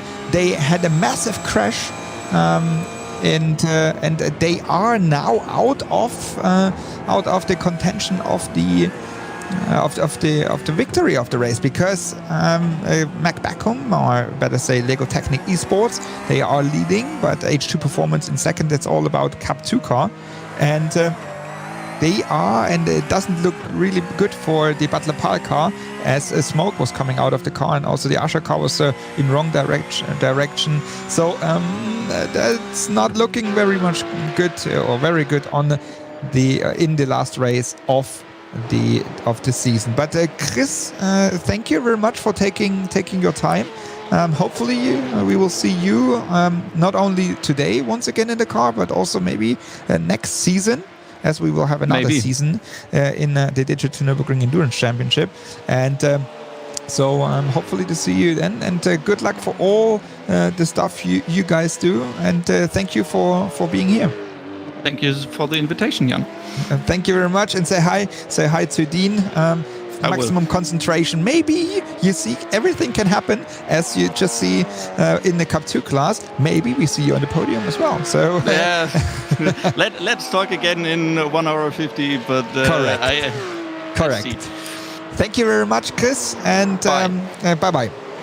We are back at the leading car of the Cup 2 class in the Lego Technic 3-hour race, and that's a Lego Technic Esports team. And right at the moment, it's Dane Warren who is in the car. So Backham is out, Warren is into the car. And I just said, while Chris Behm was talking from KB Motorsport, he was talking with us. We just saw the replay in that area right here, with a massive crash of Butler Pahl, Usher, with cars rejoining the track. In my opinion, quite unsafe, but it's also tiny there at this point.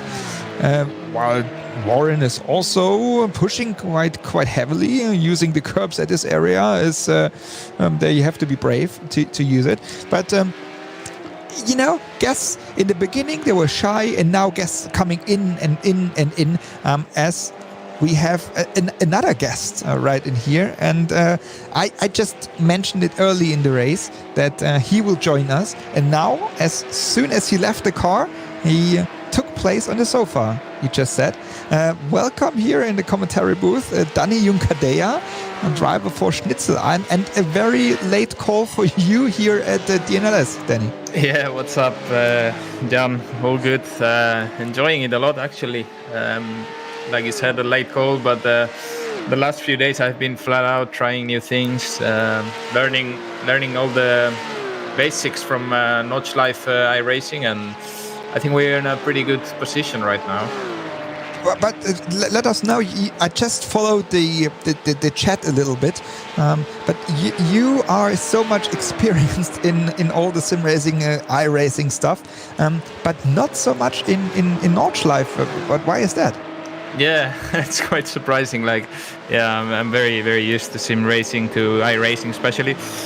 But to be honest, I never really did a lot of Notch Life stuff on iRacing because I focused on other championships and driving other cars. To be honest, it's been like 2 weeks since I started with GT3s because also I'm driving for AMG, like and the last few months the POP on iRacing has been a bit not very good for AMG. Let's put it that way. So I didn't really want to drive other manufacturers. So yeah, just hoping to get better on that side, and obviously here in DNLS with the BOP, it's they give us a good break, and compared with the BMWs, we are equal right now, and it's, to be honest, a lot of fun. So I'm gonna be doing more of this for sure. We just see in the stream we see your teammate Jamo Hedling running in 5th, but we have to say BS competition was in the pit early. Also other cars like Core and so on. So it's a bit of different strategies between you guys. I think, but yeah, I think right now BS, Core, and HRT in front. I think they didn't change tires on this pit stop. We did same like Manfilter. So I think that's making a little bit of difference right now. So let's see. It's all open. I think we are in the mix for a good result, for a podium result. So just gotta fight for that one and see where we are in a couple of hours. Yeah, we just saw the Schnitzel guys at Barcelona. Testing, or not testing, they are racing there, and having in the Zoom call the real cars as well. But tell us more about your I know you will announce what you can tell us about your real racing program. You are again, and I'm very much looking forward to that. You are again under contract with Mercedes AMG for a massive program, I guess, because you're announcing all the time on social media. Can you tell us a little bit about program right now?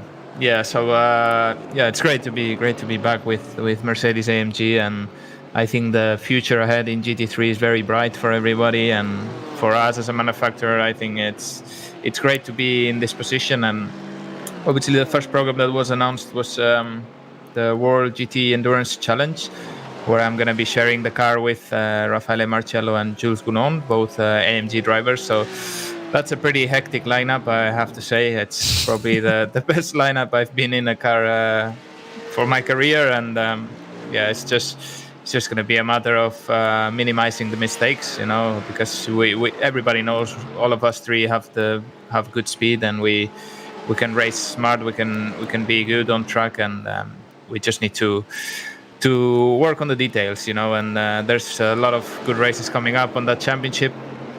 Apart from that, it's not announced yet, but I'm supposed to be racing in VLN. Sorry, it's not VLN anymore, NLS, and the 24-hour Nürburgring. That's also one of my main programs. It's still not confirmed with which team and which lineup, but it's I'm pretty sure it's going to be also a good one. And then there's a third program coming, which is also not finalized yet, but another program involving GT3, the Mercedes AMG, and yeah, you can imagine. Nobody can imagine what it is. I mean, there's only a few options, so it's one of those. But all I can say is going to be exciting, and I'm really looking forward to hopefully a good 2021 with not too many restrictions, and let's see if this world pandemic is getting better and we can race, which is what we want. Yeah, I mean, what a comeback, I can only say, because coming back and then such a strong program and fully packed program, I'm very much looking forward to the season, and it will be, as some calendar clashes and some calendar updates are happening in the last couple of days. It will be, I think, a summer with all weekends or every weekend racing, not only for you guys, also for everybody out there. And so, yeah, it's going to be very, very much interesting. But coming quickly, last couple of minutes, couple of seconds, back to sim racing. You are one of the drivers for Team Redline, which is one of the most professional racing teams in sim racing, and sharing the car there with Max Verstappen and all the guys we know. What is the program there? What plans do you have in sim racing? Well, yeah, of course, Team Redline, one of the biggest, if not the biggest, sim racing team in the world, and to be part of that team is amazing.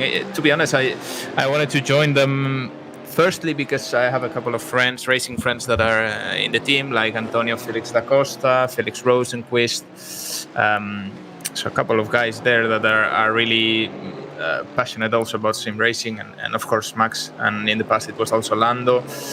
But I realized the team is so professional and they take things so seriously that I want to go a step further. And to be honest, a couple of months ago when I really started to get into iRacing, I was just racing every day, doing public races and doing a lot of iRating grind and just improving my iRating basically. And right now I'm taking it a bit more serious, and I want to mainly do the big races. I did 24-hour Daytona with Max. I was gonna do Bathurst, but I couldn't do it because I was flying to Monza for a test with the real car.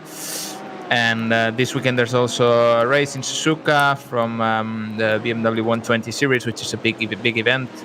And yeah, surely in the future, like if I have the time to do 24-hour Nürburgring, 24-hour Spa, all those big races, 24-hour Le Mans, all those big races, I really want to get involved, because these guys are really pushing forward to build a very strong team, and it's great to be part of that environment, because to be honest, like guys like Max Verstappen, they are taking things so seriously you cannot imagine, and people at home are I think are unsure about how serious it is and how passionate about working in sim racing they are. And I think you can correlate that with the real life, and all that abilities I get in sim racing, all that work I do on my sim racing stuff, I can translate it into real world and be ready for the car, for when I get to drive again.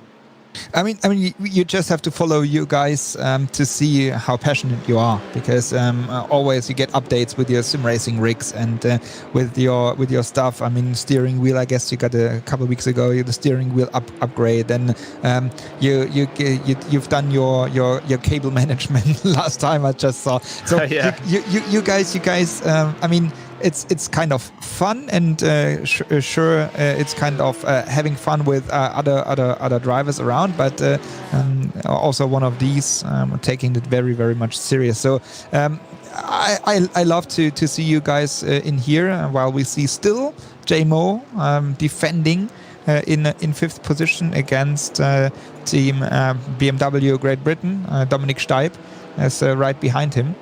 And yeah, so very much looking forward to hopefully see you next season. So after the NLS season again here.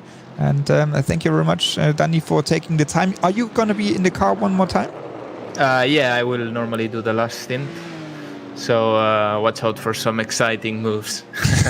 Okay, we just let production know that you will be in the car for the last couple of laps, and then we will be on you fighting for hopefully not only the podium but also for the win. Thank you very much, Daniel Kadea, for thanks, Jan. Racing, and good luck and have fun for the next stint. Yeah, cheers, man. So that's the man, not only Team Redline and not only Schnitzel Racing, and so he is he's very much into sim racing. So that's the Dani Juncker-Dea. Yes, and the guy we just saw in. The guy we just saw in the split screen, it's Mark Hennerizzi, and he is back in sim racing. Mark, you are back after I saw your Facebook post a couple days ago, or even yesterday or the day before. 15 years ago it was, right? When all that we don't want to say the word, but all that started.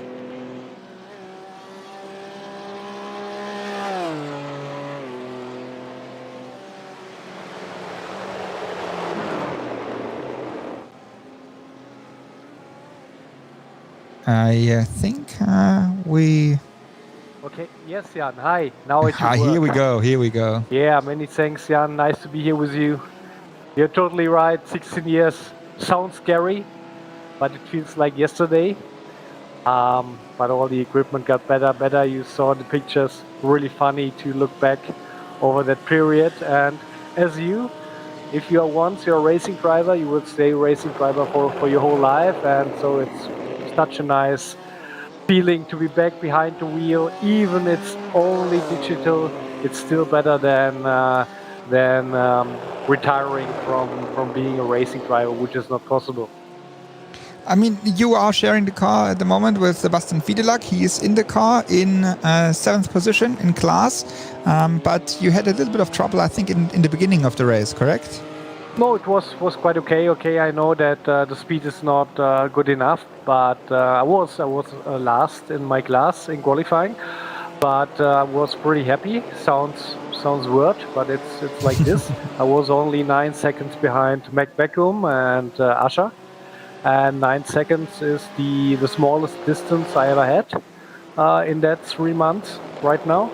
And so I can live with that. I'm improving every day, and so I'm quite happy. I had a really good stint. All lap times 8:18, 8:16, 8:17, and the car has no damage, and so I'm pretty happy about it. And now Sebastian is in the car, and afterwards Patrick Jaczynski will do the end. Unfortunately, we made a mistake registering the team. So that he has to use my account. So it will be Mark Hennerizzi 2 in the end, but it will be Patrick Jaczynski in the car. We talked to the race control, and they made it possible that he can do the race. I mean, we just talked to Chris Behm a couple of minutes before, and he just mentioned how hard it is in SP3T as well, and in Cup 2, and I heard from Martin Ascher in the last streams always, it's one of the most fun, but also one of the most difficult cars to drive at iRacing, not only but also on the Nordschleife. And can you confirm that? Yeah, I think so, Jan. I think that's one of the hardest combo you can do in sim racing overall. But when you start with it, everything else is getting easier. So it's a good combo to start, and you need to understand the brake and turn in the car while braking, which is scary sometimes. But yeah, it's really fun. And after the update, I think it was in November, the car feels so good, and I'm enjoying every lap. I did many laps with the real Cup car on the Nordschleife, and so I'm really enjoying it. what else? What races are you doing over the year? Because you did Daytona, you're doing the DNLS here. What sim racing races are you doing? Because I know some races in NLS you also did last year. Most probably will do this year. But in sim racing, or the iRacing specials and so on, what's the plans for sim racing? Because you guys, together with Alex Autumn, we just see here, you are sharing normally also the car with him. You guys pushing quite hard the last couple of weeks. Yeah, it's true. Alex Andy Gulden joined us, also real world driver, known as the chief instructor of the Nürburgring Academy. And yeah, we have a lot of fun. We are quite on the same speed. We did 3 special events, 24 Daytona, Daytona 500 and Bathurst. And we finished top 10, all that races. And so now we are focusing on Sebring, which will be great, be back in the LMP2 again. And then the real season is starting. We have to look a little bit for that. But I hope that we do the iRacing 24 Nürburgring as well. And you know it, we talk about it, Jan. I'm totally missing the iRacing 24 Le Mans this year. But we will see. Maybe also Bathurst 1000 with this great cars, the supercars. And yeah, but also Daytona 500 was a great experience. Totally different, but great experience in the end. And of course the ADAC Sim Racing Cup, which is where you are also the commentary. And DGTM, so we have a lot of things to do, and yeah, it's fun, big fun. And not only driving those series, because you are also in so many series, one of the organizers or in the organization, race control and so on. So sim racing is your life. Also, racing is your life, and sim racing is a very big part of your racing life, isn't it? Yeah, that's true. That's true, and I'm glad that motorsport is part of my life, and but real motorsport as well. And but what I want to say is that if you're only organizing races, since I did since well, let's say 7 or 8 years, and you do not drive yourself, you're losing a little bit your passion, and it's only work. And since I'm driving, I have so much more fun, or again. To organize all that stuff, and to have the trade between driving yourself and organizing is quite good. But I hope to be back on the real track again as a driver. I hope to be back on the real track as an organizer. And of course, we are very worried about the season 2021, and hope that our major events at the Nürburgring, such like 24 Nürburgring and Track Grand Prix, will happen this year. I mean, it's a big. I just talked to Daniel Kadea right before you, and we were talking about the calendar and the updates and the clashes and so on. So it will be a fully packed calendar, not only in real, also in sim racing. So it's going to be a very interesting summer, as sim racing is still not happening only in winter time. I mean, DNLS, so the Digital Nürburgring Endurance Championship, is happening between the usual, let's say, NLS season, and yeah.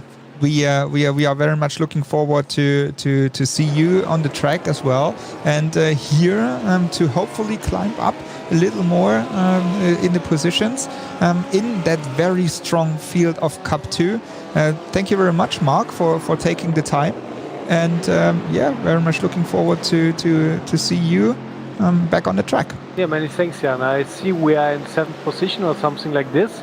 And in the end, I will step into the car with Alex Autumn and Andy Gulden.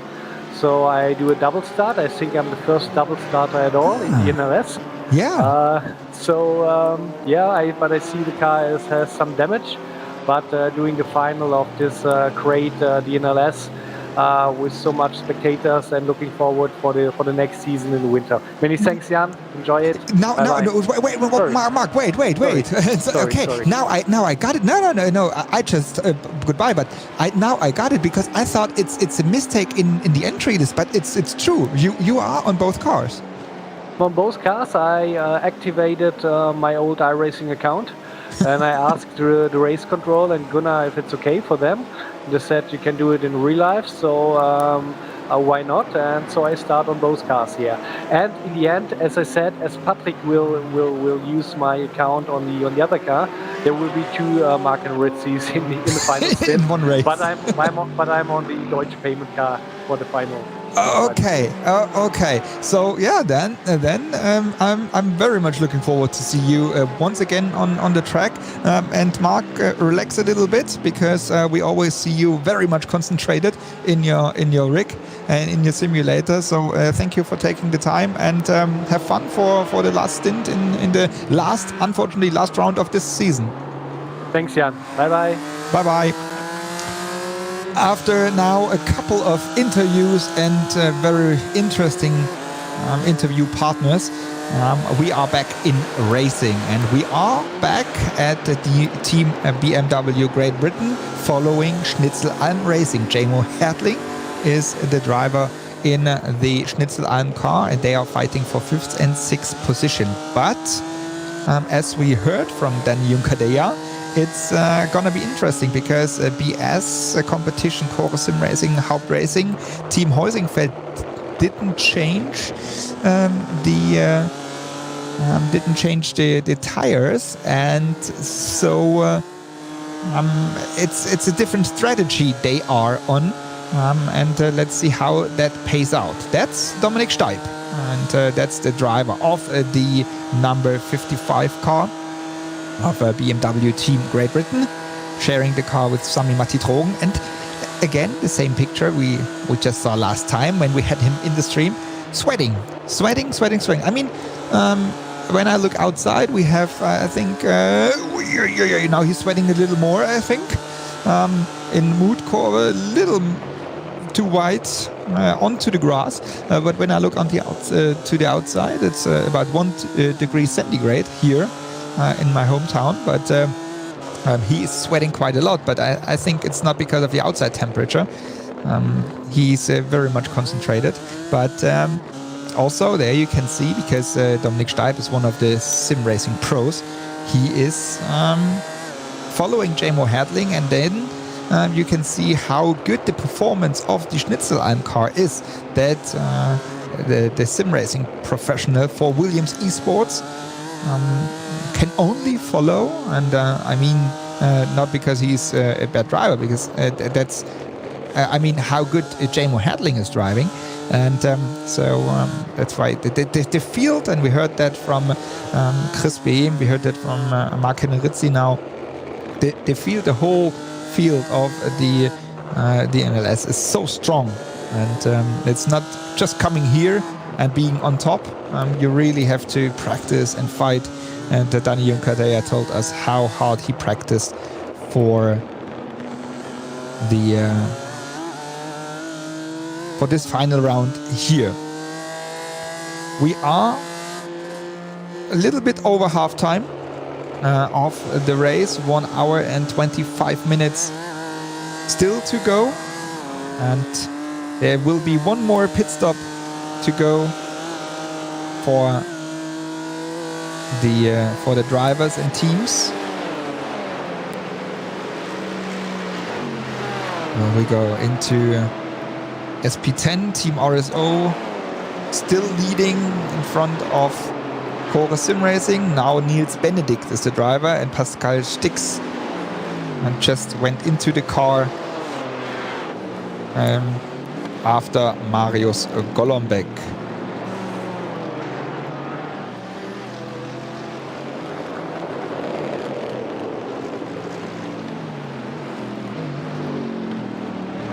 So right at the moment, because we were in the interview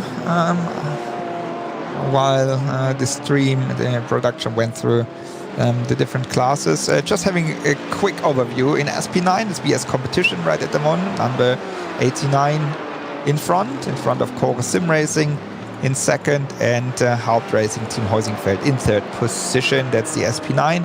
In Cup 2, it's Lego Technic Esports leading the race in front of H2 Performance SRT and MRS GT Racing at Deutsche Payment in third position.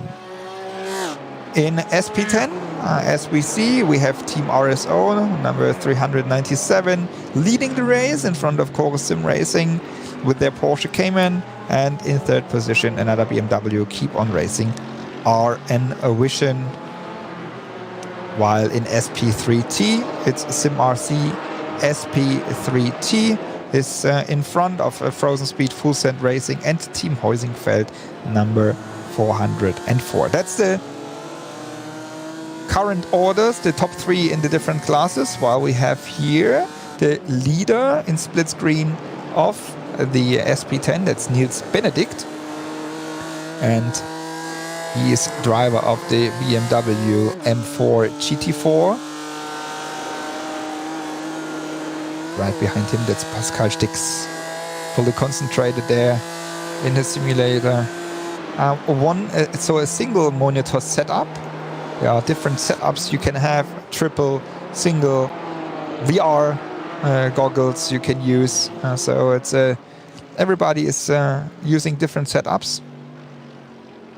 And just mentioned with Dani Junkadea before, it's how serious they take it, as you can have like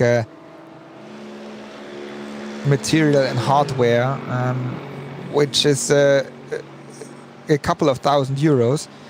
So yeah, that's very much a competition also in terms of hardware, but in the end it's again like in real racing, also up to the driver sitting behind the steering wheel.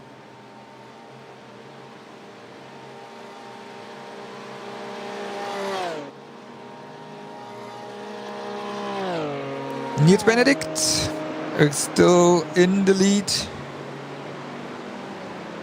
And also the gap, as we've seen before, also on the Oettinger Höhe, is not closing. So the gap is as big as it is, or it was once they entered the Oettinger Höhe. So you see how fast that BMW is on the straight.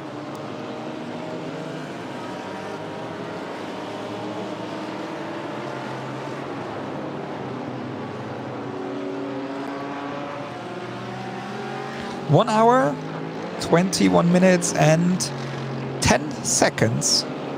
That's the remaining time we have at the 5th and final round of the Digital Nürburgring Endurance Championship presented by Goodyear. And it's the Lego Technic 3-hour race. We are running right at the moment. And once again, there will be a chance for you to win from the partner Lego Technic, the one of 2 Porsche 911 RSR. And we see, and that's what I mean, the VR goggles of Sebastian Fiedelak, teammate of Marc Hennerizzi, in their Porsche 911 GT3 Cup car. He is using the goggles because there you have a 360 degrees view around the car, as I am, for example, used to have as a real racing driver. We are very much used to that and not to that kind of 2D view you have in with the monitors. But yeah, that's how you can drive. It looks a little strange, but and it's not for everybody, because you can get dizzy quite easy. And So, but some of the drivers use the goggles for their driving. What we use is a little break before we head into the final minutes of the fifth round here at the Nürburgring Nordschleife. So we will have a couple of minutes where we can breathe in, breathe out, and come back here with the full action of Digital Nürburgring Endurance Championship presented by Goodyear. And you shouldn't miss all the action, as you see every time anything is happening on the track. So stay tuned, and we will be back in a couple of seconds.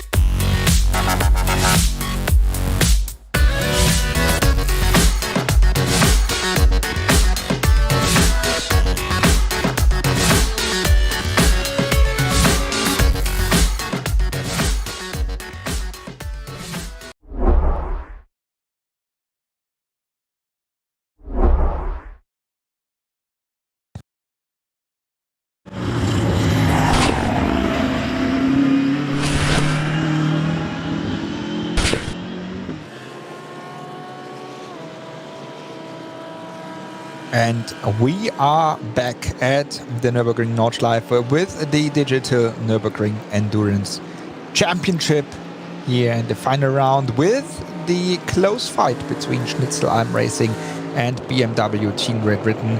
In driver names, it's Jamo Hadling and Dominic Steib. But not only in not only in SP9 we have the fights, but also in Cup 2. But a little bit out of the close fights, we have the Lego Technic team esports with Mac Backham and Dane Warren behind the steering wheel. And one of the guys we have now here in the commentary booth, welcome Mac. Mac Backham, one of the pro sim racing drivers in the world. And you are now here in the NLS. How is it so far? I think it's not too bad in Cup 2 class. Yeah, it's been quite good. I kind of dropped the ball a little bit in qualifying, so we didn't really start where we wanted to start. But it was quite fun, just this first opening few laps of the race. I don't think our starting position would have mattered anyway because the draft is really strong. So we were just kind of taking our time and waiting for a mistake from the guys behind. And as soon as I noticed that the guys behind made a mistake, I would always try and push a little bit to get a gap. And I think after a few times that worked quite well. So yeah, I'm pretty happy with where we are currently. Yeah, you just mentioned the crash behind you guys with lapping a car, and then Usher Racing was a bit in trouble there and unlucky, as well as Butler Pahl. So it made a little more the way for you. We still have 1 hour and 11 minutes to go, true, but it made the way a little bit more for you guys in the Cup 2 class. But as you are sharing the car with Dane Warren, and you guys know, I think, very well from the Porsche Esports Super Cup, aren't you? Yeah, we're quite experienced with this car, and Dane is obviously really good in this car as well. I would say he's definitely a bit better than me, so it's quite nice, when I get out of the car that I know someone as fast as Dane is getting in, so we don't really have too much to worry about. So it's a big bonus. And how is it? I mean, as the partnership with Lego Technic we have here in the DNLS, how is it to drive that car now, as you are doing the guest start here, and now just with such a mega debut right at the moment? Can you tell us how it is to drive as the esports team for such a brand like Lego Technic? Yeah, I mean, it's really cool, obviously. Like, Lego Technic is such a, an iconic brand, and the skin looks so cool. I think I don't know anyone who doesn't like this paint scheme or doesn't like the Lego brand at all, really. So it's obviously really cool driving with this paint. Even now when I'm, spectating behind it, it just looks so cool. And I'm really glad we can get a good debut here for Lego. Obviously, the race isn't over yet, but I think we're running quite well now. And having Lego supporting us, Lego Technic, is really unbelievable. A brand like that, and they're also really supportive of us always. We always get a few messages before the race, and I know a lot of the people there are also watching the race. So yeah, it's really good. Hopefully we get some airtime and make everyone happy there. Yeah, the car looks mega. We just had it a few times in the stream already. I mean, truly, when you made your way through the field to the front of the Cup 2 class. But coming to yourself, we just talked about, mentioned the Porsche Esports Super Cup you are running in, and what programs are you doing this year in 2021? Yes, I'm doing the Porsche TUV Esports Super Cup.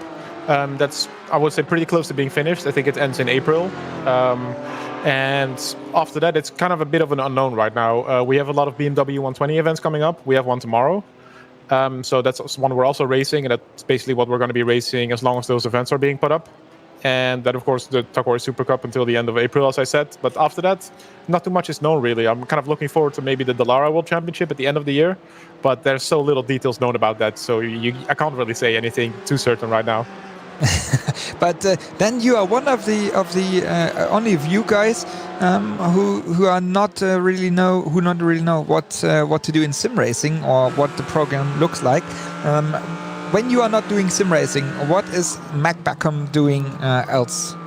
I'm always, playing with Lego Technic in my spare time. I really like sports. I usually we have our own gym here, so I spend some time in there.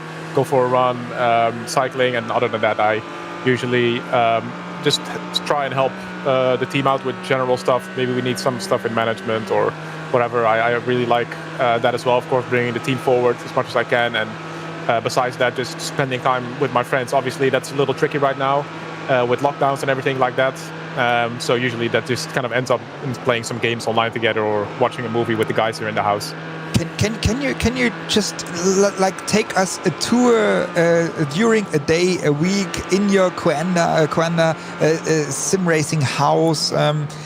How can we imagine how it is to have an own house? You're fully concentrated on sim racing.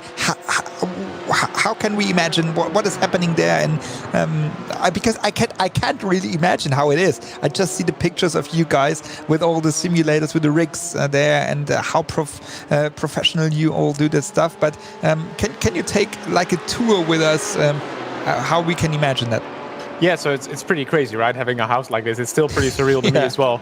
But I would say usually most days are quite literally the same, especially when we have the early parts of the season where we just have races back to back to back. So what usually happens is I wake up around 9 or a little bit before 9, wake up a little in half an hour, and then I kind of drive in the morning. I come here in the room that you see behind me with the iconic carpets, and then I have lunch, do another bit of driving, then I do a workout. So I go to the gym, or I go cycling or running or whatever. I make dinner. I'm always cooking every day for everyone. And then we do a little bit more driving in the evening. And then I would say like the last 3-4 hours of the evening, I usually just chill around a bit, either playing some games with my mates on the PC, or we watch a movie or something here. And I would say that's most of the days, really. But so it's like we know. I mean, I don't like the comparison, but it's like in a real esports team. Let's say it's not negative, but because they are like playing whatever, World of Warcraft, League of Legends, whatever it is, playing, having a break, doing something else, playing, coming back, and so you do exactly the same with sim racing there.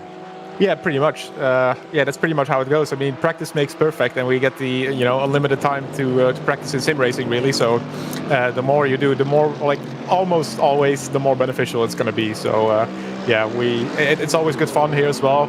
I'm not doing it alone. That really helps. So I'm in the room here. Everyone's here now. So Dave's behind me. You can't really see him, but Mitchell and Josh are also around me. So having them around every day is such a huge boost as well. It stops things from getting bland and boring, because you're always chatting as well about different stuff than racing and all kinds of stuff. So it's always interesting. How many people live in the room or in the house? We're with 6 people right now, and then we have 4 full-time drivers. So that's going to be Dave, Josh, Mitchell, and myself. It's crazy. It's crazy times, and I like it. I love it.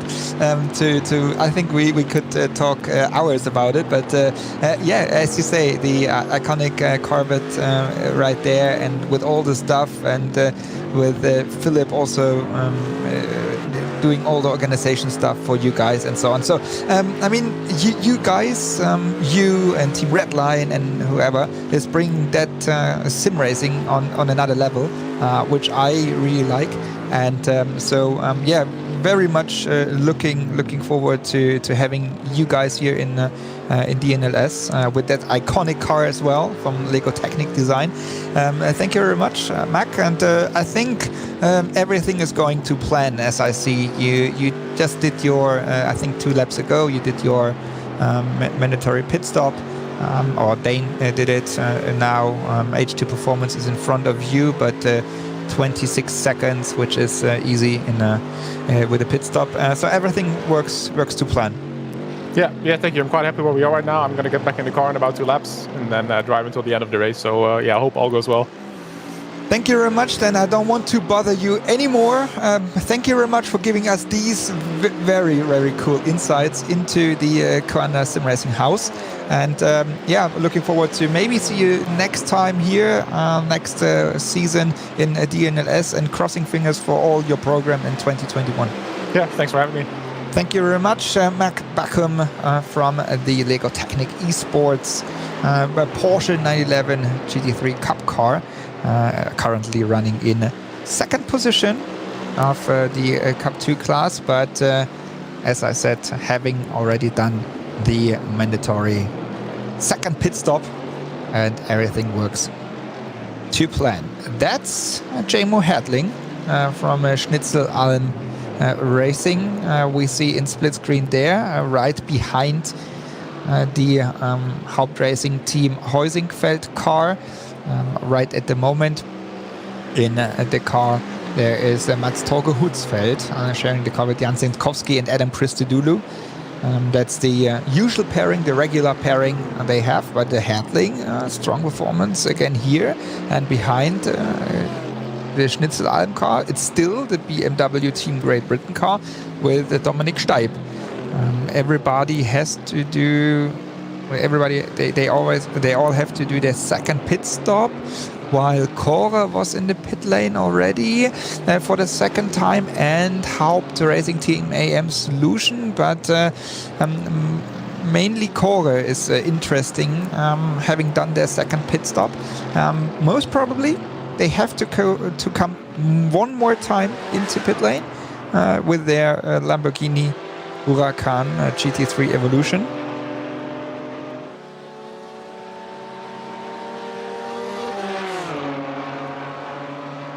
And that's once again the fight in SP10 for the first position. It's Pascal Stix for Core Sim Racing and Niels Benedikt for Team RSO.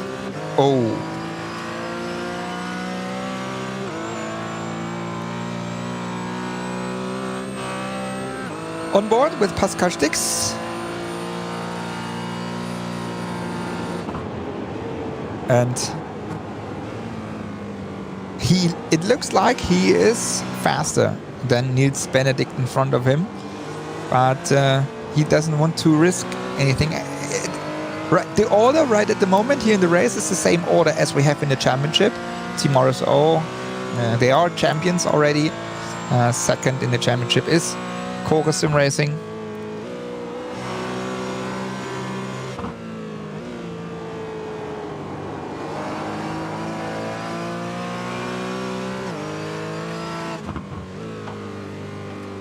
And so we are still on board with Pascal Stix. Let's see if Marius Golombek, usually he is taking over for the last stint once again. That's the main order they always do. While I see now in the timing screen, you can also follow that more cars coming into pit lane. So PS competition number 89 car from SP9 coming into pit lane now, as well as Schnitzel Alm, Jamo Hadling. So Danny Juncker-Dea told us he will take over the car once again for the last stint.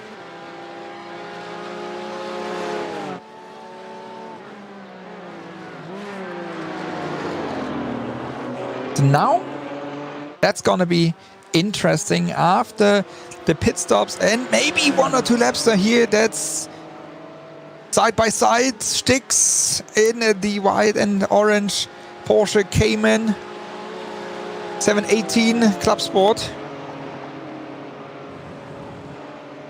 But again, whoa. Stix there on the limit. But again, on the straight, the BMW has the advantage and just repassed the Porsche Cayman.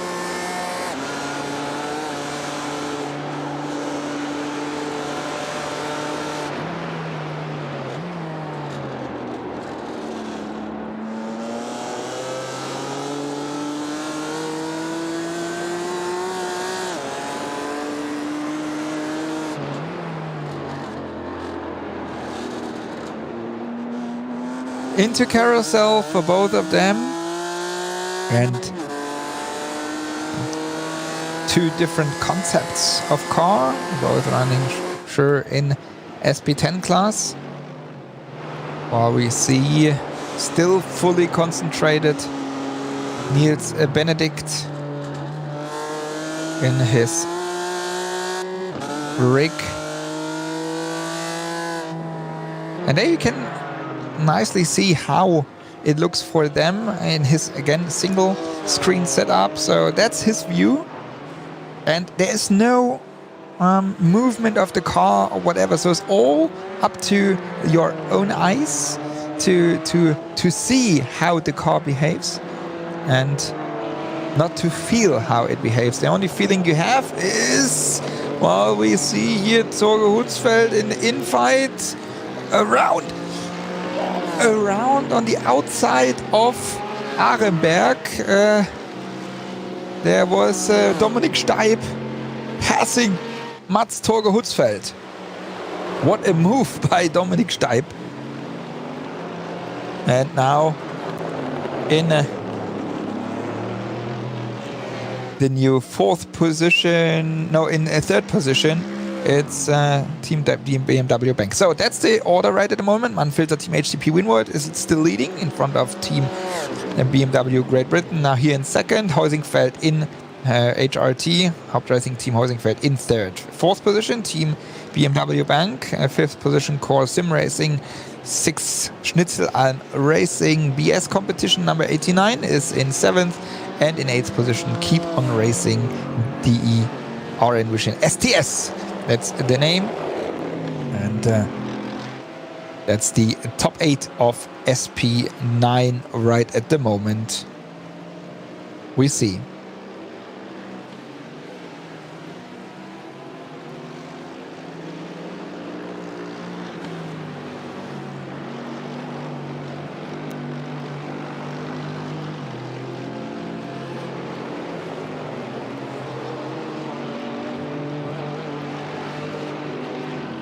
Again, and still with number 55, BMW M4 GT3 car of BMW Team Great Britain. We are under 1 hour, 56 minutes, and we have Manfilter Team HTP number 48 still to pit. This car here, Team BMW Great Britain to pit, and Heusingfeld to pit, and BMW Bank. They all have to pit one more time, and one last time. That's what I want to say. One last time. Whoa, there. Or was Dominik Steib a little bit in struggle? Sometimes he had problems with his hardware, but in the end now, in the NLS, everything worked well because he is one of the top guys here as well. A very young guy with Williams Esports, so under contract with Williams Esports, and he is a very fast guy in sim racing. While we have here the standings of the Cup 2 class, Mac Backum and Dane Warren. We just had Mac in the interview. Lego Technic Esports team leading by 45 seconds in front of SimRC and H2 Performance. MRS GT Racing at Deutsche Payment in fourth position. In fifth is W&S E Motorsports by H2P. Sixth position, WS Racing Esports Red. Seventh is Team Nürburgring Esports. And in top 8 is Butler Pahl. But we have to say that Butler Pahl had a crash about 1 hour ago, 1.5, with a lapping car. So that's why also Usher is only in 13th position or out of the race. That's why they are, because they had that crash early before. Wolf Motorsport Sim Racing in 9th, 10th is Eifach Sim Racing Team, 11th Deutsche Payment at Race Union, and 12th is Rennwelten Pro Team.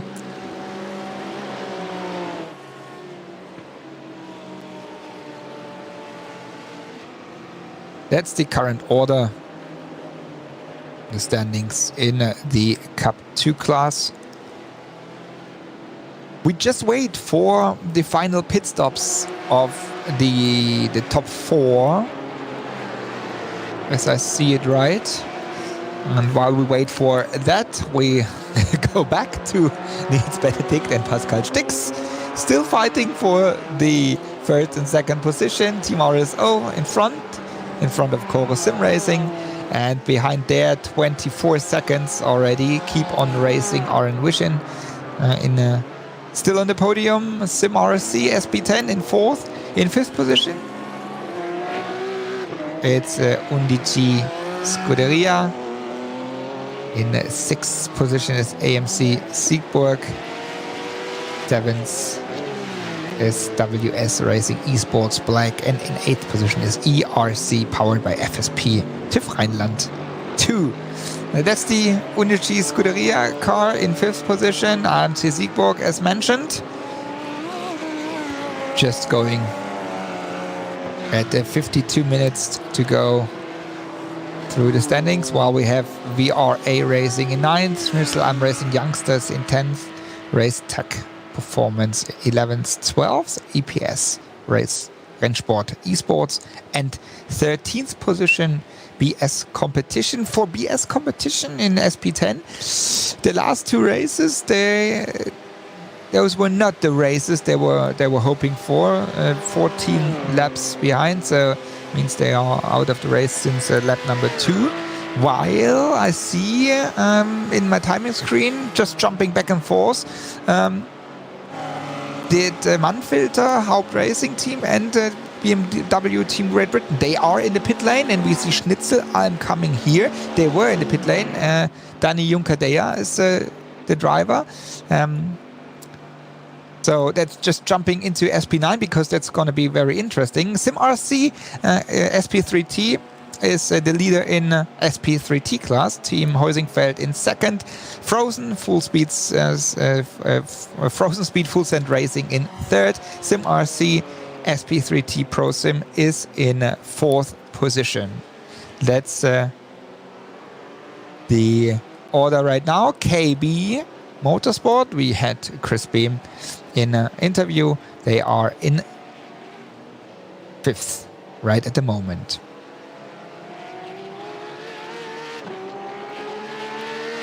That's the leader of Cup 2. That's Dane Warren. And that's Dane. And he is in the Kawanda house, as mentioned by Mac Backham, his teammate. We just had him in the interview a couple of minutes before. So that's Dane Warren, one of the top guys also in the Porsche Tag Heuer Esports Super Cup. A little adjustment there on maybe brake balance, because more or less that's the only thing you can do in the 911 Cup car in the Porsche. So little adjustments here and there. And they are in front by 22 seconds, the guest starters, but there you can see their performance. And so that's why it's true why they are fighting in that world championship, let's call it like this, of the Porsche Cups. So they are very good in that special Lego Technic design. And I just want to remind you that you can win one of two Porsche 911 RSR. Unfortunately, you have to build it by your own. They come in pieces, in exactly 1,580 pieces, and you have to build your own RSR. But I can remember myself how fun it was to build these with the Lego Technic stuff. So yeah, you can win that. How to do, and not too difficult. You have to post a picture of Lego Technic Esports Porsche, so of that car, and during the race with the hashtag Lego Technic Esports, and then guess who will win the race. So and I mean, when you can possibly win one of the Lego Technic Porsche 911 RSR. 48 minutes after the next lap, we should know correct standings, because then everything is clear and cleared, because everybody did their pit stops. I guess Kore most probably they have the they have to do a splash and dash in the end, maybe. But Mannfilter, they are leading. That's number 222, H2 Performance. That's second and third here with the Sim RC in the Cup 2 class.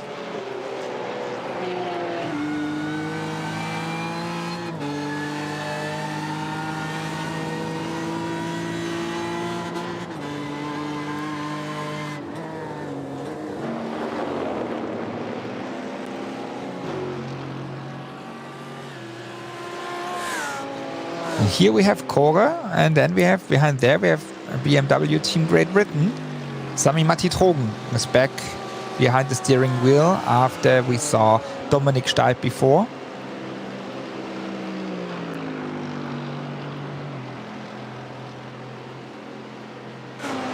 And so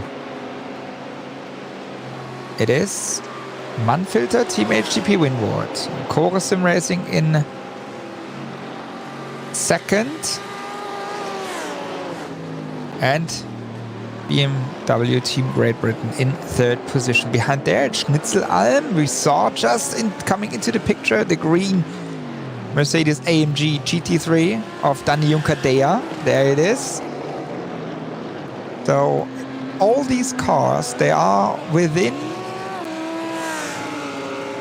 10, 12 seconds. So that's there. It was the yellow car of Mannfilter. Then we have here the orange and white car of Kore. Then we have the BMW M4 GT3 of BMW Team Great Britain. And then the green AMG GT3 of Schnitzelalm. And all of them are in contention of the win of that final round of the Digital Nürburgring Endurance Championship.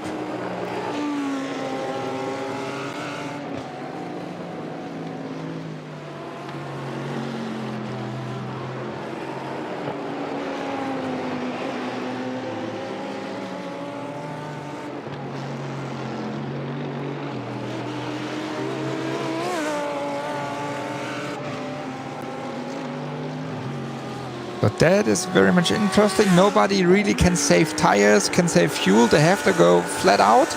A little advantage for Sami Matti-Trogen in the BMW, as he is in the slipstream and can maybe even save fuel and put a little more pressure onto the Kore Sim Racing car of Carl Jansson. But as we saw Jansson before in the split screen in his simulator, he doesn't look really stressed. So most probably he will not be super stressed, even though he has Sami Matti-Trogen behind him.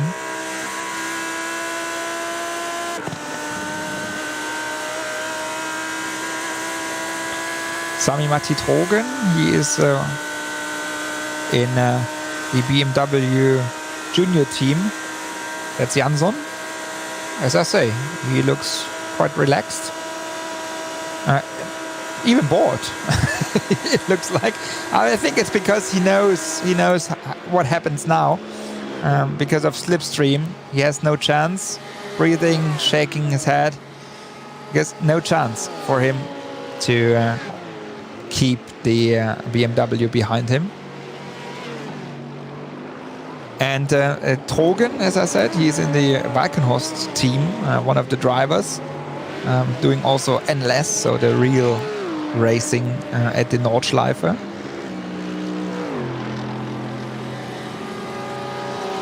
So here we go. Last lap, Mannfilter 7:54.9. That's Sami Matti-Trogen. Triple screen setup. And 7:56 was the last lap time of Trogen, then 7:56 also of Jansson, 7:53 of Dani Juncadea, 3 seconds quicker. So there's the gap, only 4 seconds. So they are coming very much close together. And you shouldn't miss that in now the last 42 minutes.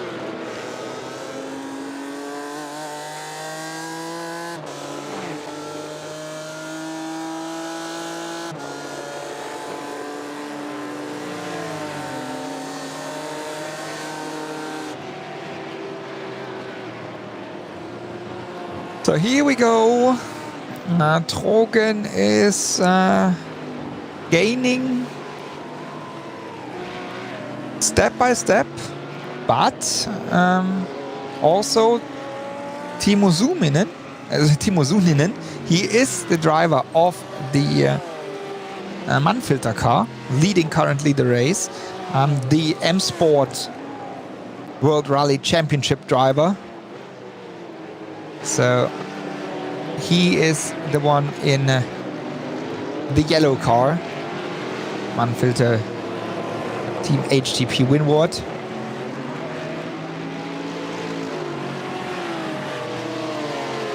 So he has to find his rhythm and his way to keep most probably Sami-Matti Trogen behind him.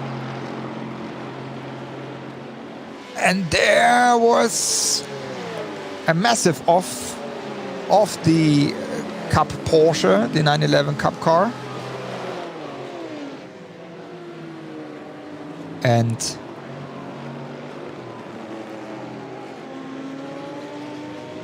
that was a close call for Sami-Matti Trogen there to not crash into that car.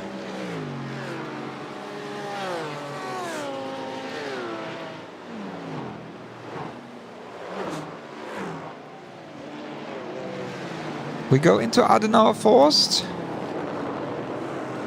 And it looks like that Jansson cannot follow the speed of Trogen. While we see here, that's in the yellow car. That's Timo Sunninen. And behind there, here, that's Trogen. So it doesn't take too long until he is right behind the yellow Mamba. And then it's time for Sunninen to defend and to keep the BMW Team Great Britain driver behind him.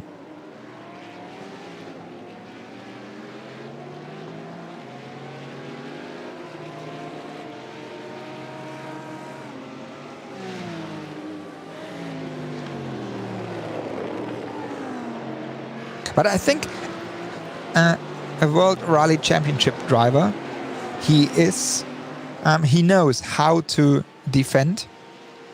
So I think he knows how to make a car even wider than it is.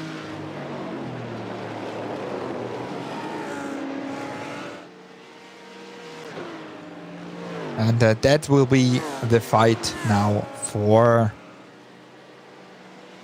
the the win. While I see here, I always checking my second screen, a crash most probably, because he's just back in pit lane of Rainer Talvar. So Rainer Talvar is the teammate of Laurin Heinrich in the BS competition car, and most probably he had a crash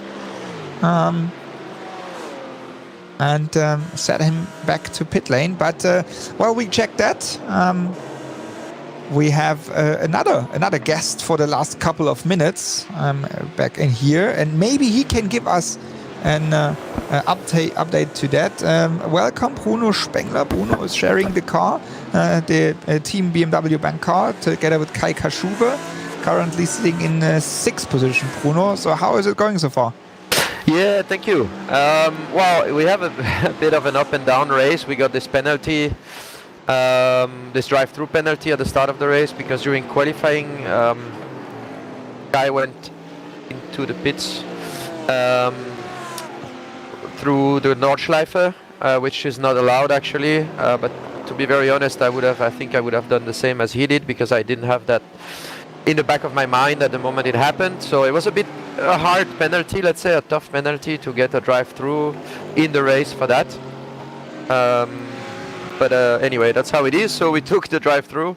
We're quite far behind, and now we are catching up. I mean, I just finished my stint, did 8 laps. Now Kai is doing an awesome job. We are just behind P5, so if everything goes well, I think we can finish P5, which would be, considering the penalty, it would be an awesome result, to be honest. Yeah, I mean, I was wondering in the beginning why you do that early pit stop, because I didn't have the info that you had the drive-through penalty, but now it makes sense, sure, that you were in pit lane so early, and we also just see the car of Kai running right behind the Haupt Racing Team Heusingfeld car. So Kai is pushing hard. I mean, you will follow that for sure in your simulator, Rick. And so Bruno, you are one of the guys since day one in DNLS. How do you think, how did the DNLS proceed? How did they progress from season 1 until now? Well, to be honest, I think a couple of rules have been improving massively. For example, allowing people to decide who qualifies, allowing people to decide who does the start, also allowing people to decide if they want to double stint the tires, which is very good because it gives flexibility, and at the end you find out that it does some very nice battles due to that. So I think that's very good that people have been flexible to try and improve the championship, changing the rules, improving them. So that's awesome. I think we're all happy about that, as well as myself and all the other guys racing. So I mean, as drivers, as real-world drivers and as sim racers, we love racing in that championship.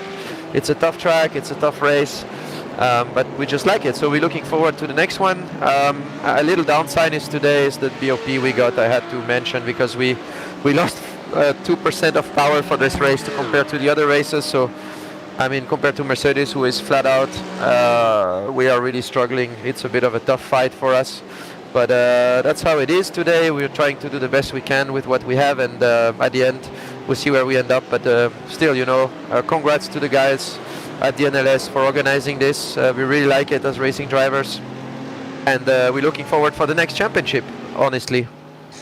While you were talking, we just saw that Kai passed the Heusingfeld car, so he just passed Adam Grisodulu for now 5th position. And just to update everybody out there, I followed on the second screen that we had a quick change of first position, while Team Great Britain, BMW Great Britain, passed the Mannfilter team, but then some troubles for that guy here in BMW Team Great Britain for Sami Matti-Trogen, and now he's only in 4th position. So we have Mannfilter, Kore, Schnitzelalm in 3rd, Great Britain team, BMW Team Great Britain in 4th, and in 5th is your team, Bruno. So maybe there's even more possible, because fights are still on, and I mean we have 34 minutes to go. But can you give us, because it's in your team, can you give us an update what happened to Rainer Talva? Because I just saw that he crashed or something, and they are not in contention anymore. So I saw it as I was talking to you. So I don't know what happened to him. As I said, I just saw it as I was talking to you. So I'm not in contact with the other guys at the same time as I am with you. So I will go after and ask them, but I don't know what happened to him. It's a shame that they are out of the race. Would have been good to have another car in the top 5 here. Yeah, and while you were explaining that, we just saw the replay what happened to Sami Matti-Trogen, because there was a contact between Timo Sunninen, the World Rally Championship driver, and the Williams Esport guy, the sim racing pro, in Mercedes Arena.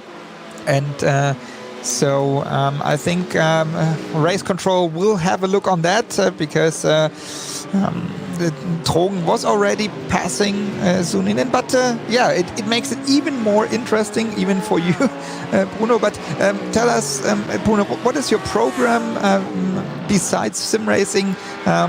I know you going to the US, and maybe do we see Bruno Spengler back in DTM? I don't know that yet, if I will go back to DTM or not. And but for sure, you know, DTM has been always a great championship, and I'm really grateful that I have been there all these years, and I think I experienced kind of the best years of the DTM, so very happy and very proud of that. Let's see what comes in the future. I think the DTM is on an amazing path with all these GT3 teams coming in, manufacturers coming, and good drivers, and so it looks like it's going to be really an amazing championship. Let's see what comes up for me. At the moment there's no plans direction to DTM, but you never know what's coming in the future. At the moment for me the focus is to race the IMSA Endurance Championship plus the Italian GT3 Endurance Championship plus some development of the new M4 GT3 car for BMW, and then we'll see what comes on top of that. So I just heard from Martin Tomczyk you started with the development now finally on the real racetrack, while the car, the M4 GT3, is already running a couple of months already here in iRacing. So you are one of the development drivers. You just said, how does such a program work together? Because we heard from BMW that you will, or not you, but BMW will try to develop the car in both, in sim racing and in real racing. Yeah, I mean, I think, for example, in real racing, I did my first test with the new M4 GT3 last year in November, and that was an awesome drive. It was a very good 2 days of testing. BMW did a great job developing the car. There's still a lot of work to do because it's a young car, you know, so there's still quite some work to do. It's a very, very young car, and we still have some time in front of us. But it's, as a racing driver, super interesting, super challenging to do this kind of development with a brand like BMW.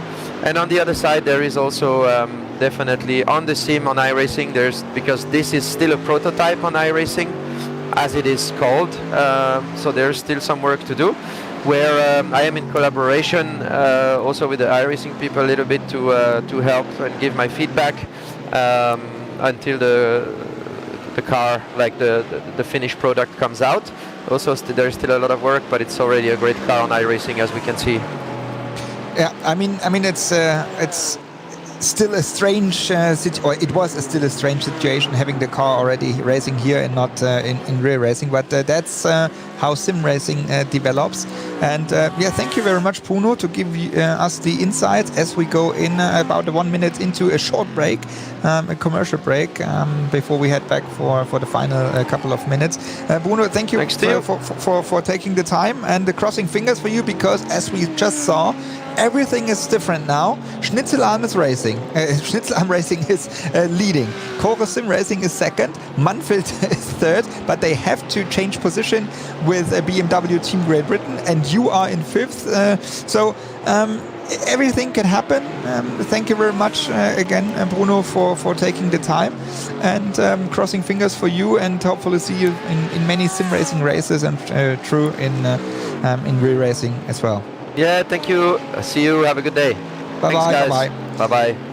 And we are going into, as mentioned, a little commercial break in a couple of seconds to be refreshed and relaxed for the final stages. I just mentioned Schnitzelarm is leading now in front of Core and Manfilter and Team Great Britain. They have to change position, we see here, but everything is exciting. So excitement is racing, and we are back in a couple of seconds, and with all the action. So stay tuned.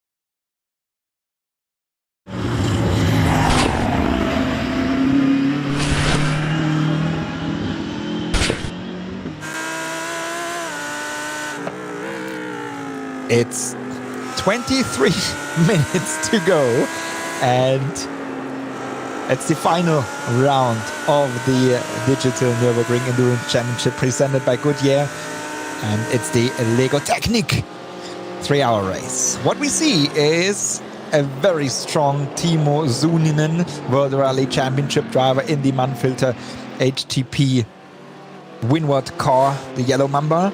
He just passed the Core Sim Racing Lamborghini Huracan GT3, and now we have Manfilter back in third position as they had to change position after the incident they had in Mercedes Arena with BMW Team Great Britain.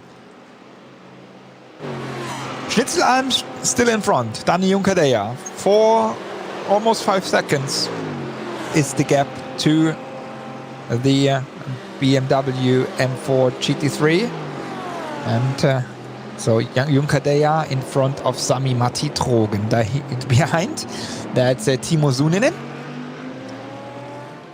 in that car here.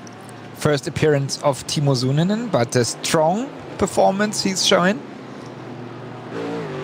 While helicopter goes to a Lonesome Rider. Lonesome Rider with a 4.3 seconds gap in front of the BMW. And we just had Dani Juncadella in the interview, and that is his teammate. And that is Mazamacevic. He is not able to drive. That's why Juncadella is the driver. But I say they are teammates because they are kind of. While what happened to Lego Technic Team Esports?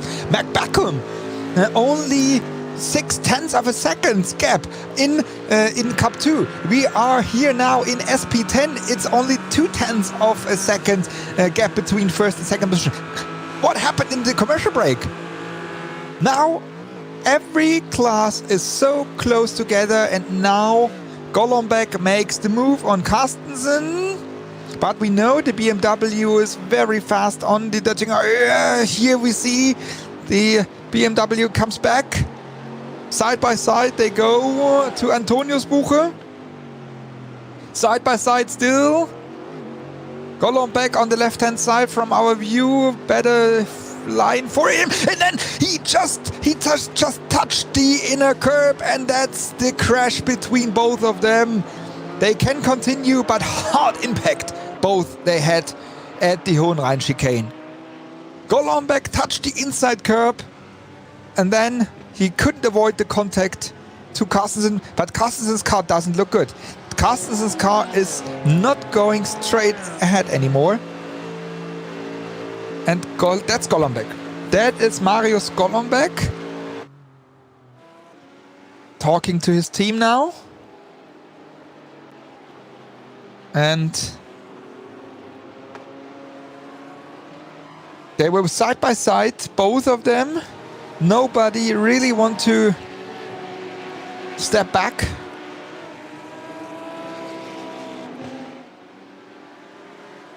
And so in the end, unfortunately, they crashed.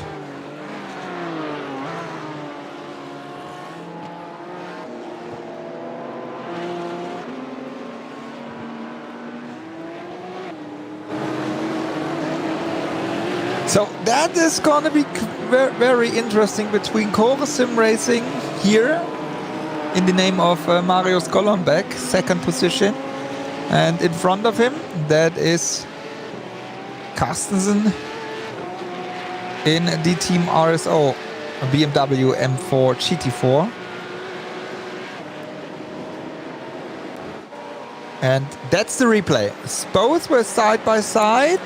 Nobody really wants to step back, and that was the mistake by Golombek. Golombek too much on the inside of that right kink, so he touched the curb on the inside, and then after touching the curb on the right hand side, he was just passenger, and then making contact with Carstensen, and both of them spun. It looked like the harder impact, and as you see, there's almost only half of the rear end still left at the BMW. The harder impact was for Carstensen.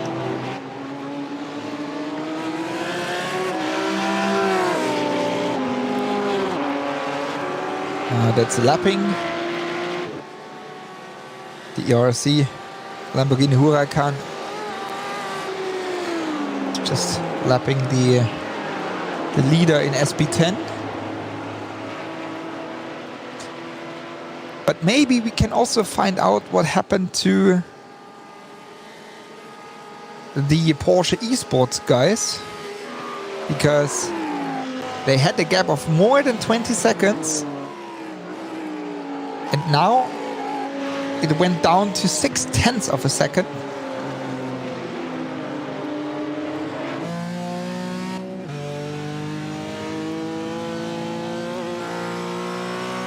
And we are on board with Marius Golombek. Now still in second position. But you see, while he's going through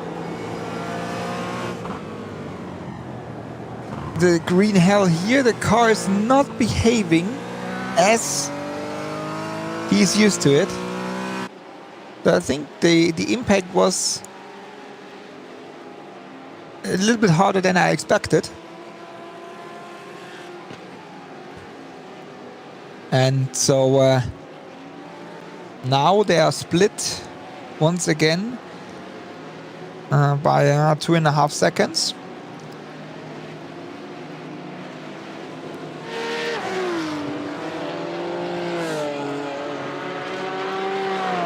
So that's gonna be very interesting here.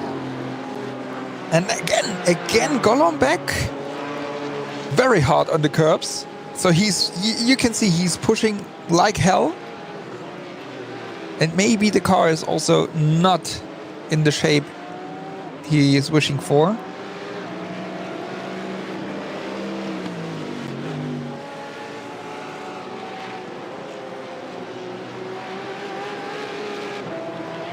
And having a look to the other classes, SP3T,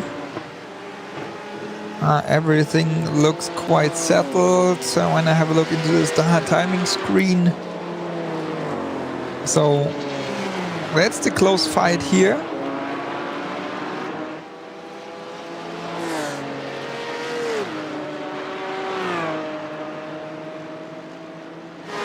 And it's gonna be interesting what will happen in SP9 as well. That's the current standings. Schnitzelarm still 3.8 seconds ahead of BMW Team Great Britain. Manfilter Team HTP Winward in third position. Corson Racing in fourth. Team BMW Bank in fifth. Sixth for Haupt Racing. Team Heusingfeld, H&R Team 5-star in 7th, 8th Keep On Racing, RN Vision, Haupt Racing Team AM Solution in 9th, and in 10th position NIMEX Racecars Esports.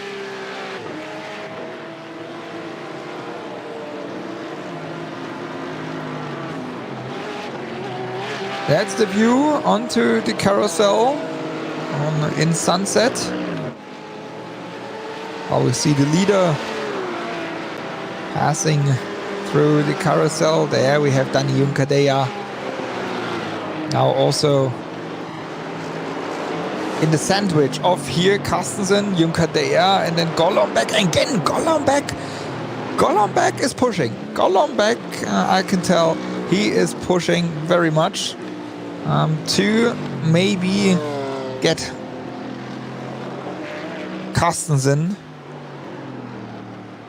That is Niels Carstensen.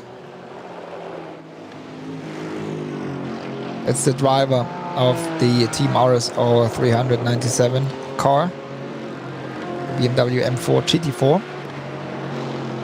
14 minutes, under 14 minutes to go. So it's about 2 laps to go still. So the rest of this lap and then 2 more.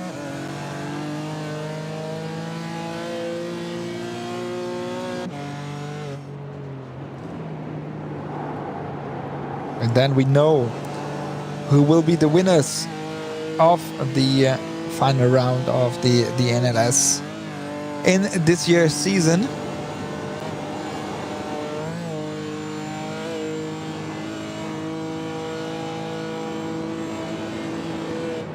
That is on board again with Niels Carstensen, and you can see. No, that's the on board from another car, because no, that's Carstensen, and Suninen is passing.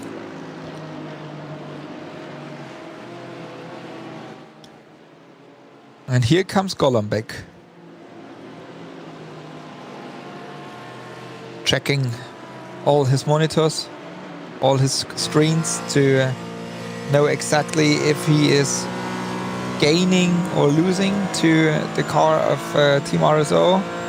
Niels Carstensen now, quick chat to his team. Look at the steering wheel. Look at that steering wheel. So now we know why he is not,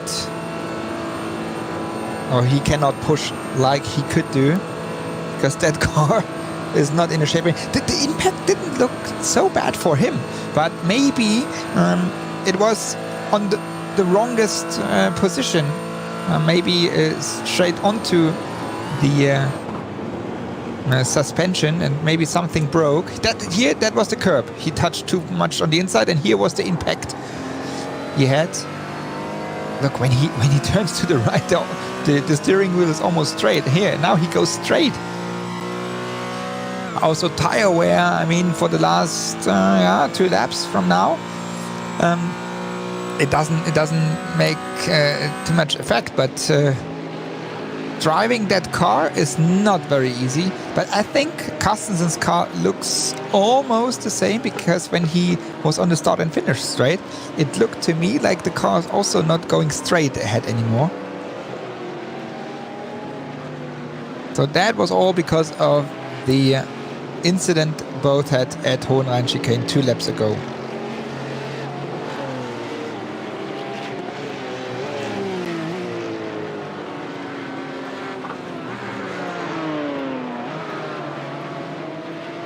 It wasn't the year for Marius Golombek and Pascal Stix.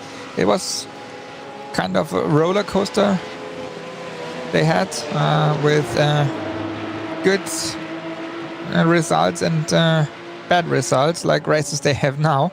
So that's why in the end they made it to second in the championship. But here again, the Beckham had a gap of about 2 seconds already, or 1.5 seconds after we switched back. Now it's again only 0.2 of a second. Just to keep in mind, they were 20 seconds ahead of the rest of the field, and now it's only 0.2 of a second. And we have Thomas Asmussen. We have Thomas Asmussen right at the bumper. So that's Mac Beckham in the Coanda house.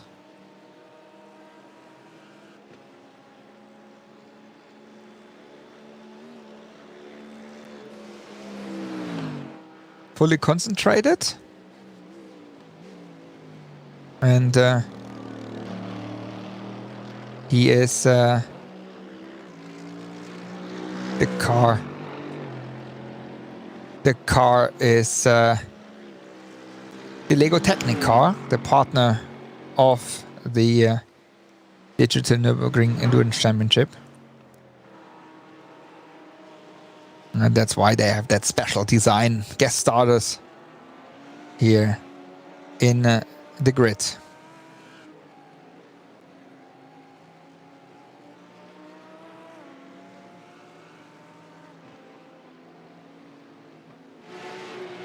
Mac Backum, that's the driver in split screen. That's the driver of the leading Porsche 911 GT3 Cup car here we see. And behind there it's Thomas Asmussen for the H2 Performance SRT crew. And they are only 0.2 of a second behind.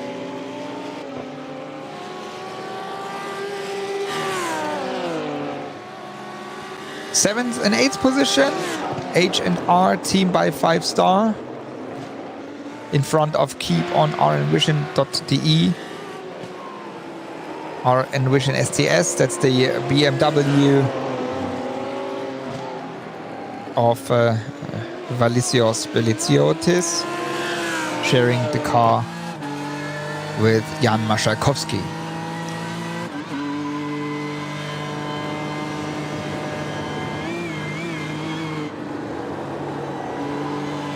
Here they are, 7th and 8th position. 7 minutes to go. And as the leader, Dani Juncadea is at the area of Bergwerk, Kesselchen. It will be one more lap to go. So this lap and then one more to go.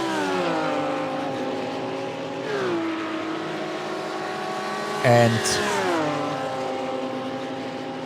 then we know who will win the final round of the season.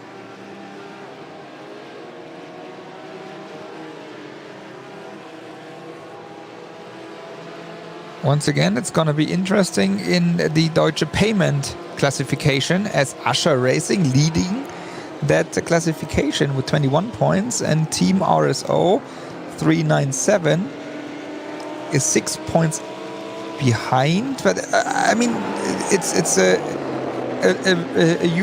bigger calculation to go, because it's counting the fastest lap time, the less incidents, etc. So, but that's gonna be interesting, as Ascher had that early crash in halfway through the race. Otherwise, once again, also to remind everybody, the championships are decided. All the championships in the different categories, they are decided already, or have been decided in the last race in the NLS 4.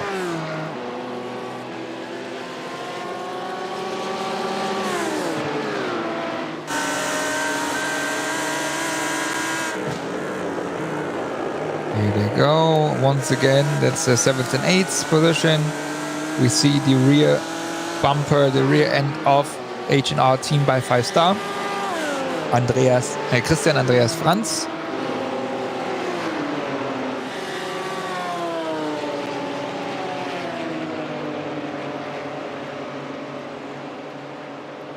And 5 minutes and 15 seconds. In this year's season, while now Beliziotis just show himself in the back mirror of Franz. So he wants to have that 7th position. He's pushing for that 7th position right at the moment.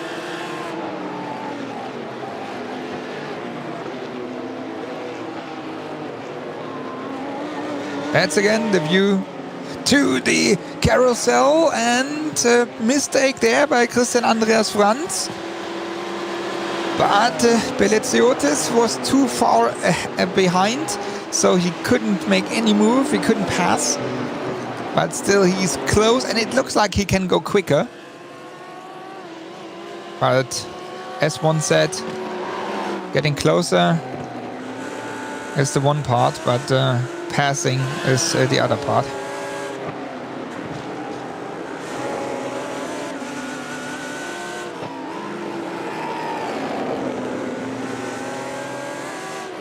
And now the only chance for him is to stay close behind Franz and then give it a try at the Döttinger Höhe, because out of the slipstream at Antoniusbuche, then maybe he can try to attack for the 7th position.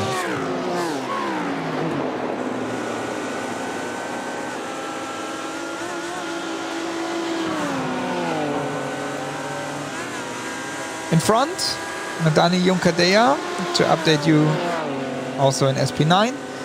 He is almost finished the Grand Prix circuit, and so that is his last lap. And there's the mistake. Christian Andreas Franz with the mistake he made at Schwalbenschwanz, or Little Carousel, how you want to name it. And that was an easy call for Beleziotis. So now Beleziotis in 7th position, and only in 8th, that is Christian Andreas Franz.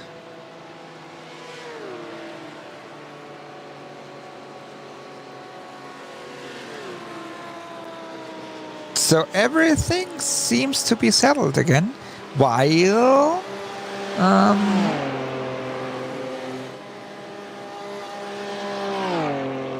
having a look in the different classes. Here is the mistake. That's the replay. Little impact there. Just went too fast into Schwalbenschwanz and then lost the rear end. So half a spin, and then I could easily continue driving. Just lost that one position. So update before we come to BMW Team Great Britain here. Update on Cup 2. Lego Technic Team Esports is again far ahead now, again 35 seconds, as H2 Performance didn't have done their pit stop. That was the reason for that close call, and all the rest is settled, so that's why we can fully concentrate on this one here, because Sami Matti Trogen could, and you see, you can see Juncadella could close the gap. It was over 4 seconds, and now it's only 2.3 seconds. Sami Matti Trogen is behind Dani Juncadella. So Dani Juncadella needs to have at least 1 or 2 more views into the mirror to check what happens to that guy here, to Sami Matti Trogen. Time is running down, 30 seconds.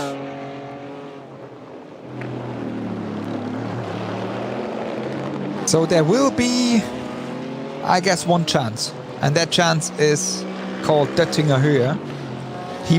Sami Matti Trogen for BMW Team Great Britain has to close the gap. That is him. That is Trogen. And he's fighting. Counter steering there at Exmühle.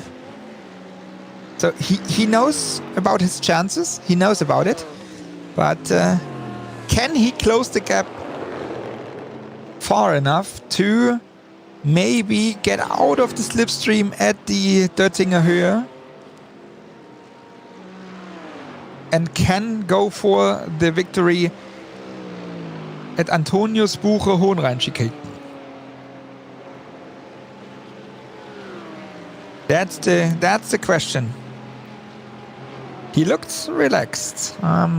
It would be interesting, but I think he doesn't have a camera, how Dani Juncadella looks at the moment.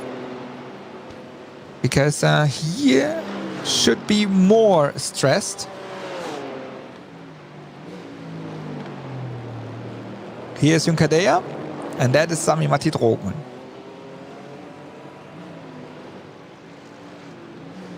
Steilstrecke Carousel.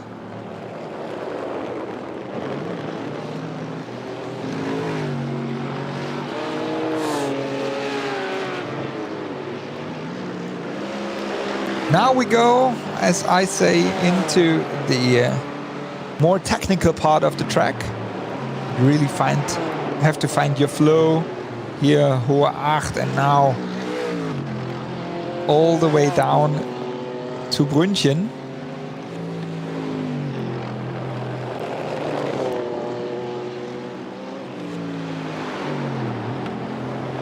So that looks good for Trogen, 2 seconds. So again, he gained another couple of tenths. 1.9. It's getting close. It's getting very, very close between both of them. Can Dani Juncadella, can he keep Sami Matti Trogen for BMW Team Great Britain behind him or not? Here we have him. That is Daniel Juncadella. It looks strange to see Daniel because everybody calls him and he calls himself only Danny. Danny Juncadella now going into Schwalbenschwanz. He can see some cars for lapping. As a driver, you always wish for just that they start hiding, because that's always one factor of losing time, or most probably using time. Here they go. It's a GT4 car. No, it was a RS3 LMS. Here they go. Trogen, slipstream number 1. Now, is he close enough? Is he close enough? We know that the BMW has enough power to get this gap closed. Is he close enough? It doesn't look like. It doesn't look that Sami Matti Trogen is close enough behind Dani Juncadella. No. They went through Antoniusbuche, now Hohenrhein chicane. If Juncadella doesn't do any mistake, it's a victory for Schnitzel Alm Racing. And here they come. Schnitzel Alm Racing with their victory in DNLS number 5. Danny Juncadella and Jamo Hertling.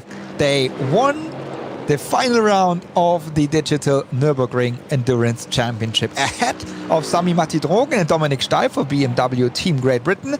And then we have Manfilter Team HTP Winward Jack Sedgwick and Timo Suninen. These are the drivers there, and together with Alexi Iloma. What a race! What a race it was. Again, huge excitement. They've shown us in the final race. So, as we are used to from the Nürburgring Endurance Championship presented by Goodyear, also the Lego Technic 3-hour race was as we wished, with 3 hours of action, overtakes, and until the very last second, excitement.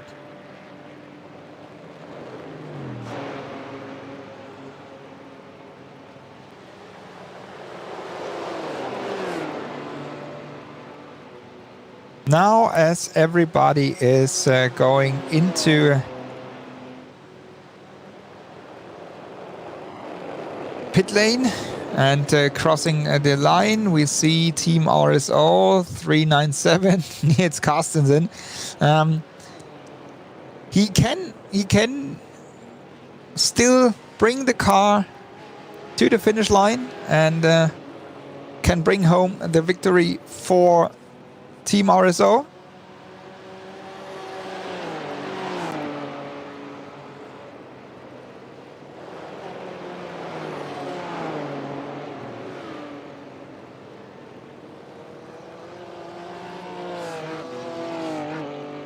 Here they go.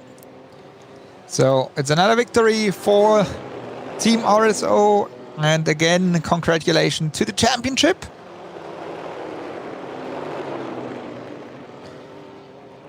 Second is Golombek and Stix for Core Sim Racing.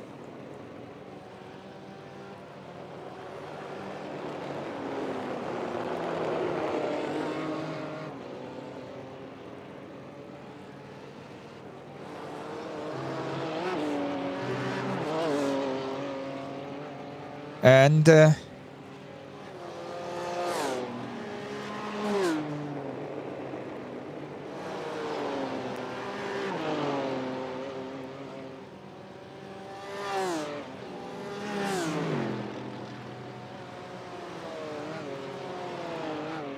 we just wait for the last cars coming into pit lane. If you can see that in split screen, the cars crossing pit lane, the finish line, and I'm just a little bit confused. That's why it was a little bit silent, because I'm checking again on the second screen the car of Schnitzelalm. They stopped on the track. Schnitzelalm car stopped on the track. And they are, we wait for them. Hopefully they can go into pit lane.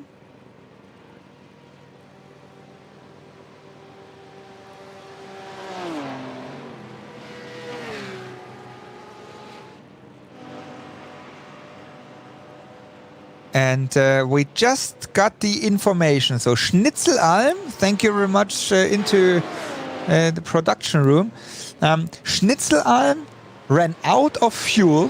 So they ran out of fuel, and they could not go back to pit lane. So they do not get any points. They get 0 points, but they still win the race. So they won the race. They are first. But they do not get any points. But I think the victory is good enough also for them.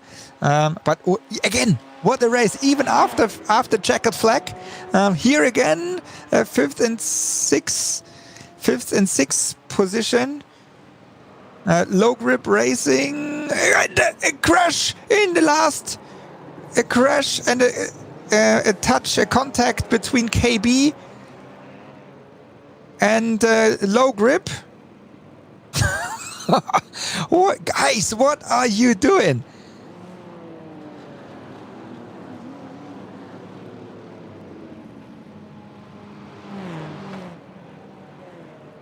Here they go, KB in their first appearance in 6th position.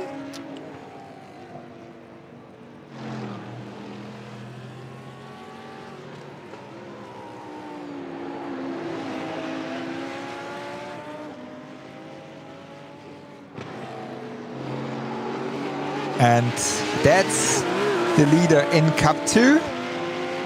That's Mac Backham together with Dan Warren for Lego Technic esports team.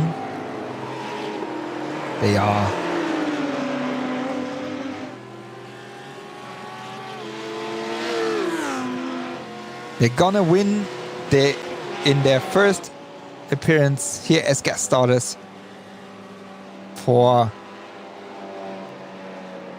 in the Cup 2 class.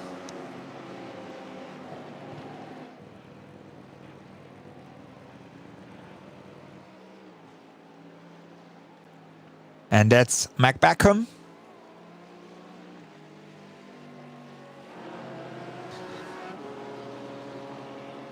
So he's relaxed. He looks relaxed in his sim racing house, chatting with his teammates, having fun.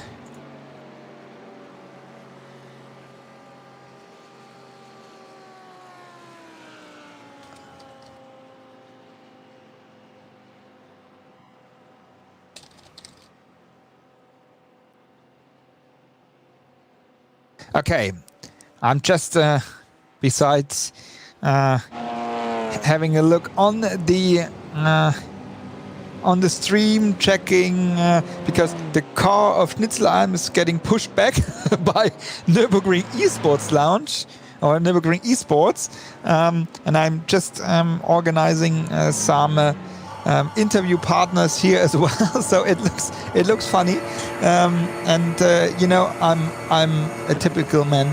So I can do so too many things at once. But that's the winner of Cup 2. Mac Backham now crossing the line, winning in Lego Technic design, having a zip out of his bottle. And that should be everyone almost in pit lane or over the line.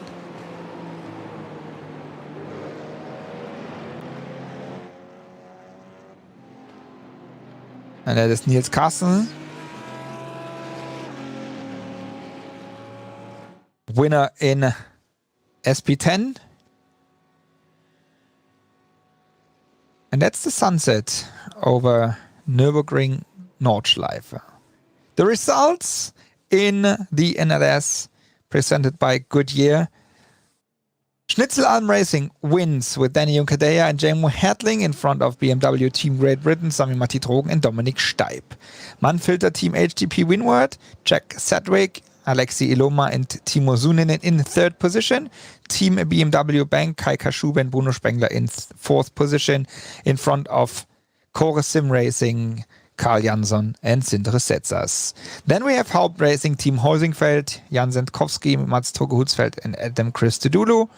Keep on Racing, the ER and Vision STS, Beleziotis and Maszakowski in seventh, eighth, H&R Team by 5-star, Christian Andreas Fritz and Franz and Fritz in 8th position. In 9th position, Haupt Racing Team AM Solutions, Adam Christodoulou and Florian Denzler, and Butler Pal Motorsport, Philpott and Reipen in 10th.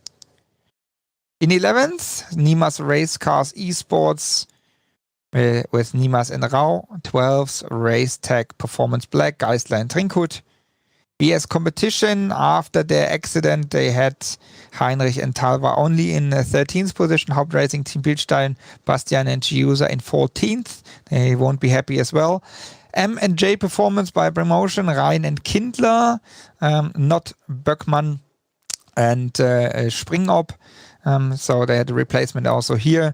In 15th position, 16th position, ERC powered by FSP TÜV Rheinland, Muntermann, Pfeiffer, Hellerich.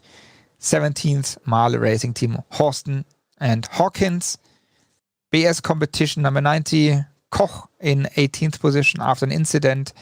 And 19th position, Lucy Drifts in his Mannfilter Team HTP Winward car.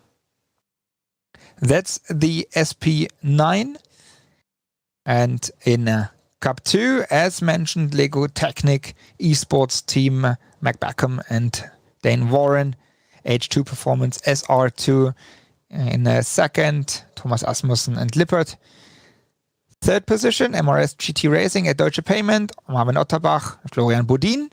Fourth, Sim RC, Osterkamp and Hermann. Fifth, W and SE Motorsports by H2P, Wernstedt and Hartrampf. WS Racing Esports Red, Lang Elen. Seventh, Team Nürburgring Esports, Mark Henrizi and Sebastian Fiedelak, and also the Mark Henrizi with his second account. 8th position, Butler Pal Motorsport, Jano Buschmann. 9th position, Eibach Sim Racing Team, Alpert and Noller. 10th position is Deutsche Payment by Race Union, Schleifer, Autumn and Mark Henrizi. 11th, Wolf Motorsport Sim Racing, Barnes, Wolf, Babsch. 12th, Rennwelt Pro Team, Ibrahimi, Höcke. And 13th, Ascher Racing with Martin Ascher himself. That is Cup 2, and coming to SP10, Team RSO, Carstensen and Benedikt, Chorus Sim Racing, Golombek and Stix, Keep on Racing, Arlen Wish and STS, Brock and Dehn, Sim RC, Valentini and Schoger, Undici Scuderia, Weibel and Lunkau, AMC Siegburg, Wegner, Hakes, Hackes Schulz, WS Racing Esports Black, Schickhuber Obermann, ERC powered by FSB TÜV Rheinland, Ziefle Klose Baudach, VRA Racing Kelly McCann, and Schnitzel Alm Racing Youngsters Voss and Kolb in 10th position. 11th position for Race Tech Performance, Poyer and Petersen. 12 EPS Rennsport Esports, Ritter, and BS Competition Sepanen in 13th. Last but not least, SP3T. We have Sim RC, Luding and Frank once again. Team Heusingfeld, Kubinci and T. Frozen Speed, Full Send, Ledger, Bohl. Sim RC, Strehl. Low Grip Racing, Scheller, Schmitz. KB Motorsport, Kring and Behm. And Power Team Racing, Team Red, Wegmann and Flesser. That's the results in the all the different classes. And we will have a quick chat to one of the winners, as we had Danny Juncker already in the interview. Jamo Hedling, congratulations! What a fantastic result you achieved together with Danny. Yes, I'm speechless. This is the first big race what I win, and I don't know what I say. Yeah, I mean, great performance you guys did. I mean, it's great. You had a late call with Danny coming into the team, as Marcel couldn't do the race, and now you're on the top of the podium. I mean, that is a very good sign for the next season, isn't it? Yes. It's yeah. This is I can only say this is unbelievable. This season was very, very good. We give our best to drive all races with the best performance. And this is the last race. The last result is unbelievable. This is the only thing what I can say. One more thing you have to tell us. What did you thought when you saw Danny in the last lap? The gap was getting closer and closer and closer, and in the end it was not even 1 second. What did you thought? Yeah, I only crossed my fingers for him, for all of my team to win the race. This is, I think everybody can understand that. This is a feeling that is, unbelievable. Jamo, I think that is so cool to see or to hear what that victory means to you. So congratulations once again to you and to thank you to Danny as well. Also to Marcel and the whole Schnitzelalm crew. Perfect job to you guys. Yeah, thank you. Thank you very much. That was Jamo Hedling from the Schnitzelalm crew, and you see, just speechless about that victory. And I want, and I see there is another guy here, as we had Mac Beckham already during the race. Let's speak to Dane Warren. The teammate of Mac. Congratulations, Dane, to your win together with Mac, guest appearance, and then straight into or onto the top of the podium. Yeah, well, what can I say? It's obviously great to be here on the Great Nordschleife. Was quite tough, as I think you would have seen at times. I had a few moments, but yeah, it was really good to pair up with Mac and get a win under our belt, really, and even better to do so in the Lego car.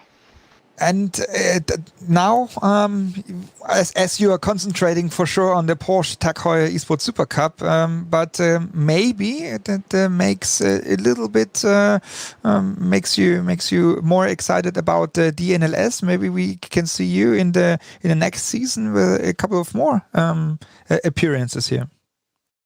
I think you might, because I'm not going to lie, I actually really enjoyed tonight.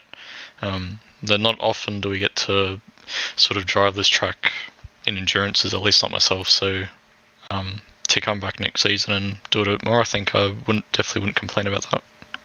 Thank you very much, Dane, for that performance, and especially for that delivery you presented us. You both of you and the whole Lego Technic esports team. Thank you very much for being guests and showing your performance. And congratulations once again to the win. Yep, thanks a lot, guys.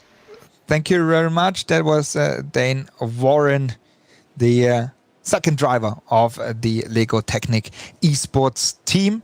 And I'm just double checking if Jürgen Frank is still there, because they won once again the SP3T, but I think almost everybody left in here, unfortunately. So I'm just checking, but no, unfortunately everybody has left. So that's it for me. I'm a little bit I'm a little bit unhappy, to be honest, that unfortunately the season comes to an end. We had 5 action-packed full starting grid races in DNLS, in the Digital Nürburgring Endurance Championship presented by Goodyear. And you were always viewers. You watched the stream all the time. Thank you for that. And we are very much looking forward to next season. Now it comes to the real world. That view we hopefully can see for the next couple of months in the real world before it comes back to the virtual world in the end of the year. So thank you very much, every one of you. Thank you, everybody in production, for that a couple of weeks and months. We were full of excitement, full of hard racing and nice racing, and that's what you should mark in deep red in your calendar. The 27th of November is the first race of the Digital Nürburgring Endurance Championship before we head over to December, January, February, and March. So that will be the season of the next season of the NLS. So mark all that dates. It's just 5, but 5 very important dates in your calendar, and we are very much looking forward to have you back here and have you back also for the streams of the NLS here at the Nürburgring Nordschleife. So thank you very much for your season, for your attention always here in the stream, and hope to see you guys soon, and the latest in November. Thank you very much. Have a good evening, and bye bye.